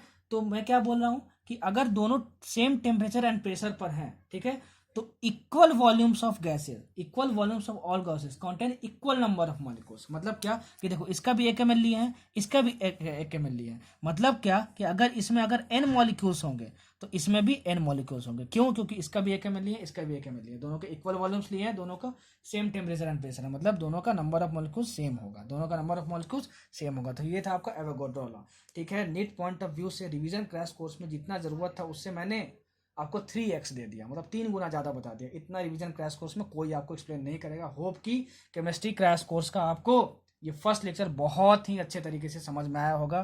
प्लीज़ रेट करके बताओ कि कैसा लगा आपको। पूरा प्रीवियस ईयर बना लेना लेक्चर देखने के बाद, आपसे हर एक क्वेश्चन बन जाएगा 1996 से 2019 तक, ठीक है, हर एक क्वेश्चन बन जाएगा, ठीक है। और प्लीज़ बोल रहा हूँ ज़्यादा से ज़्यादा शेयर करो, ठीक है, वीडियो को सब्सक्राइब करो चैनल को, और खूब मेहनत करो, खूब आगे बढ़ो। होप कि आपको ये वीडियो पसंद आई होगी। जितना रिवीजन क्रैश कोर्स में ज़रूरत होता है उसे मैंने 3 गुना ज़्यादा बताया। पूरे यूट्यूब पे देख लेना, ऐसा रिवीजन क्रैश कोर्स आपको कहीं नहीं मिलेगा, ठीक है। हर चीज़ को मैंने बहुत अच्छे से एक्सप्लेन किया है, जो बोला हूँ, जो लिखा हूँ, दोनों के बेसिस पे नोट्स बना लेना। अगले लेक्चर में मिलते हैं स्ट्रक्चर ऑफ एटम में, तब तक अपना ख्याल रखो, खूब मेहनत करो, खूब तरक्की करो। Bye bye, thank you so much for listening this lecture, bye bye.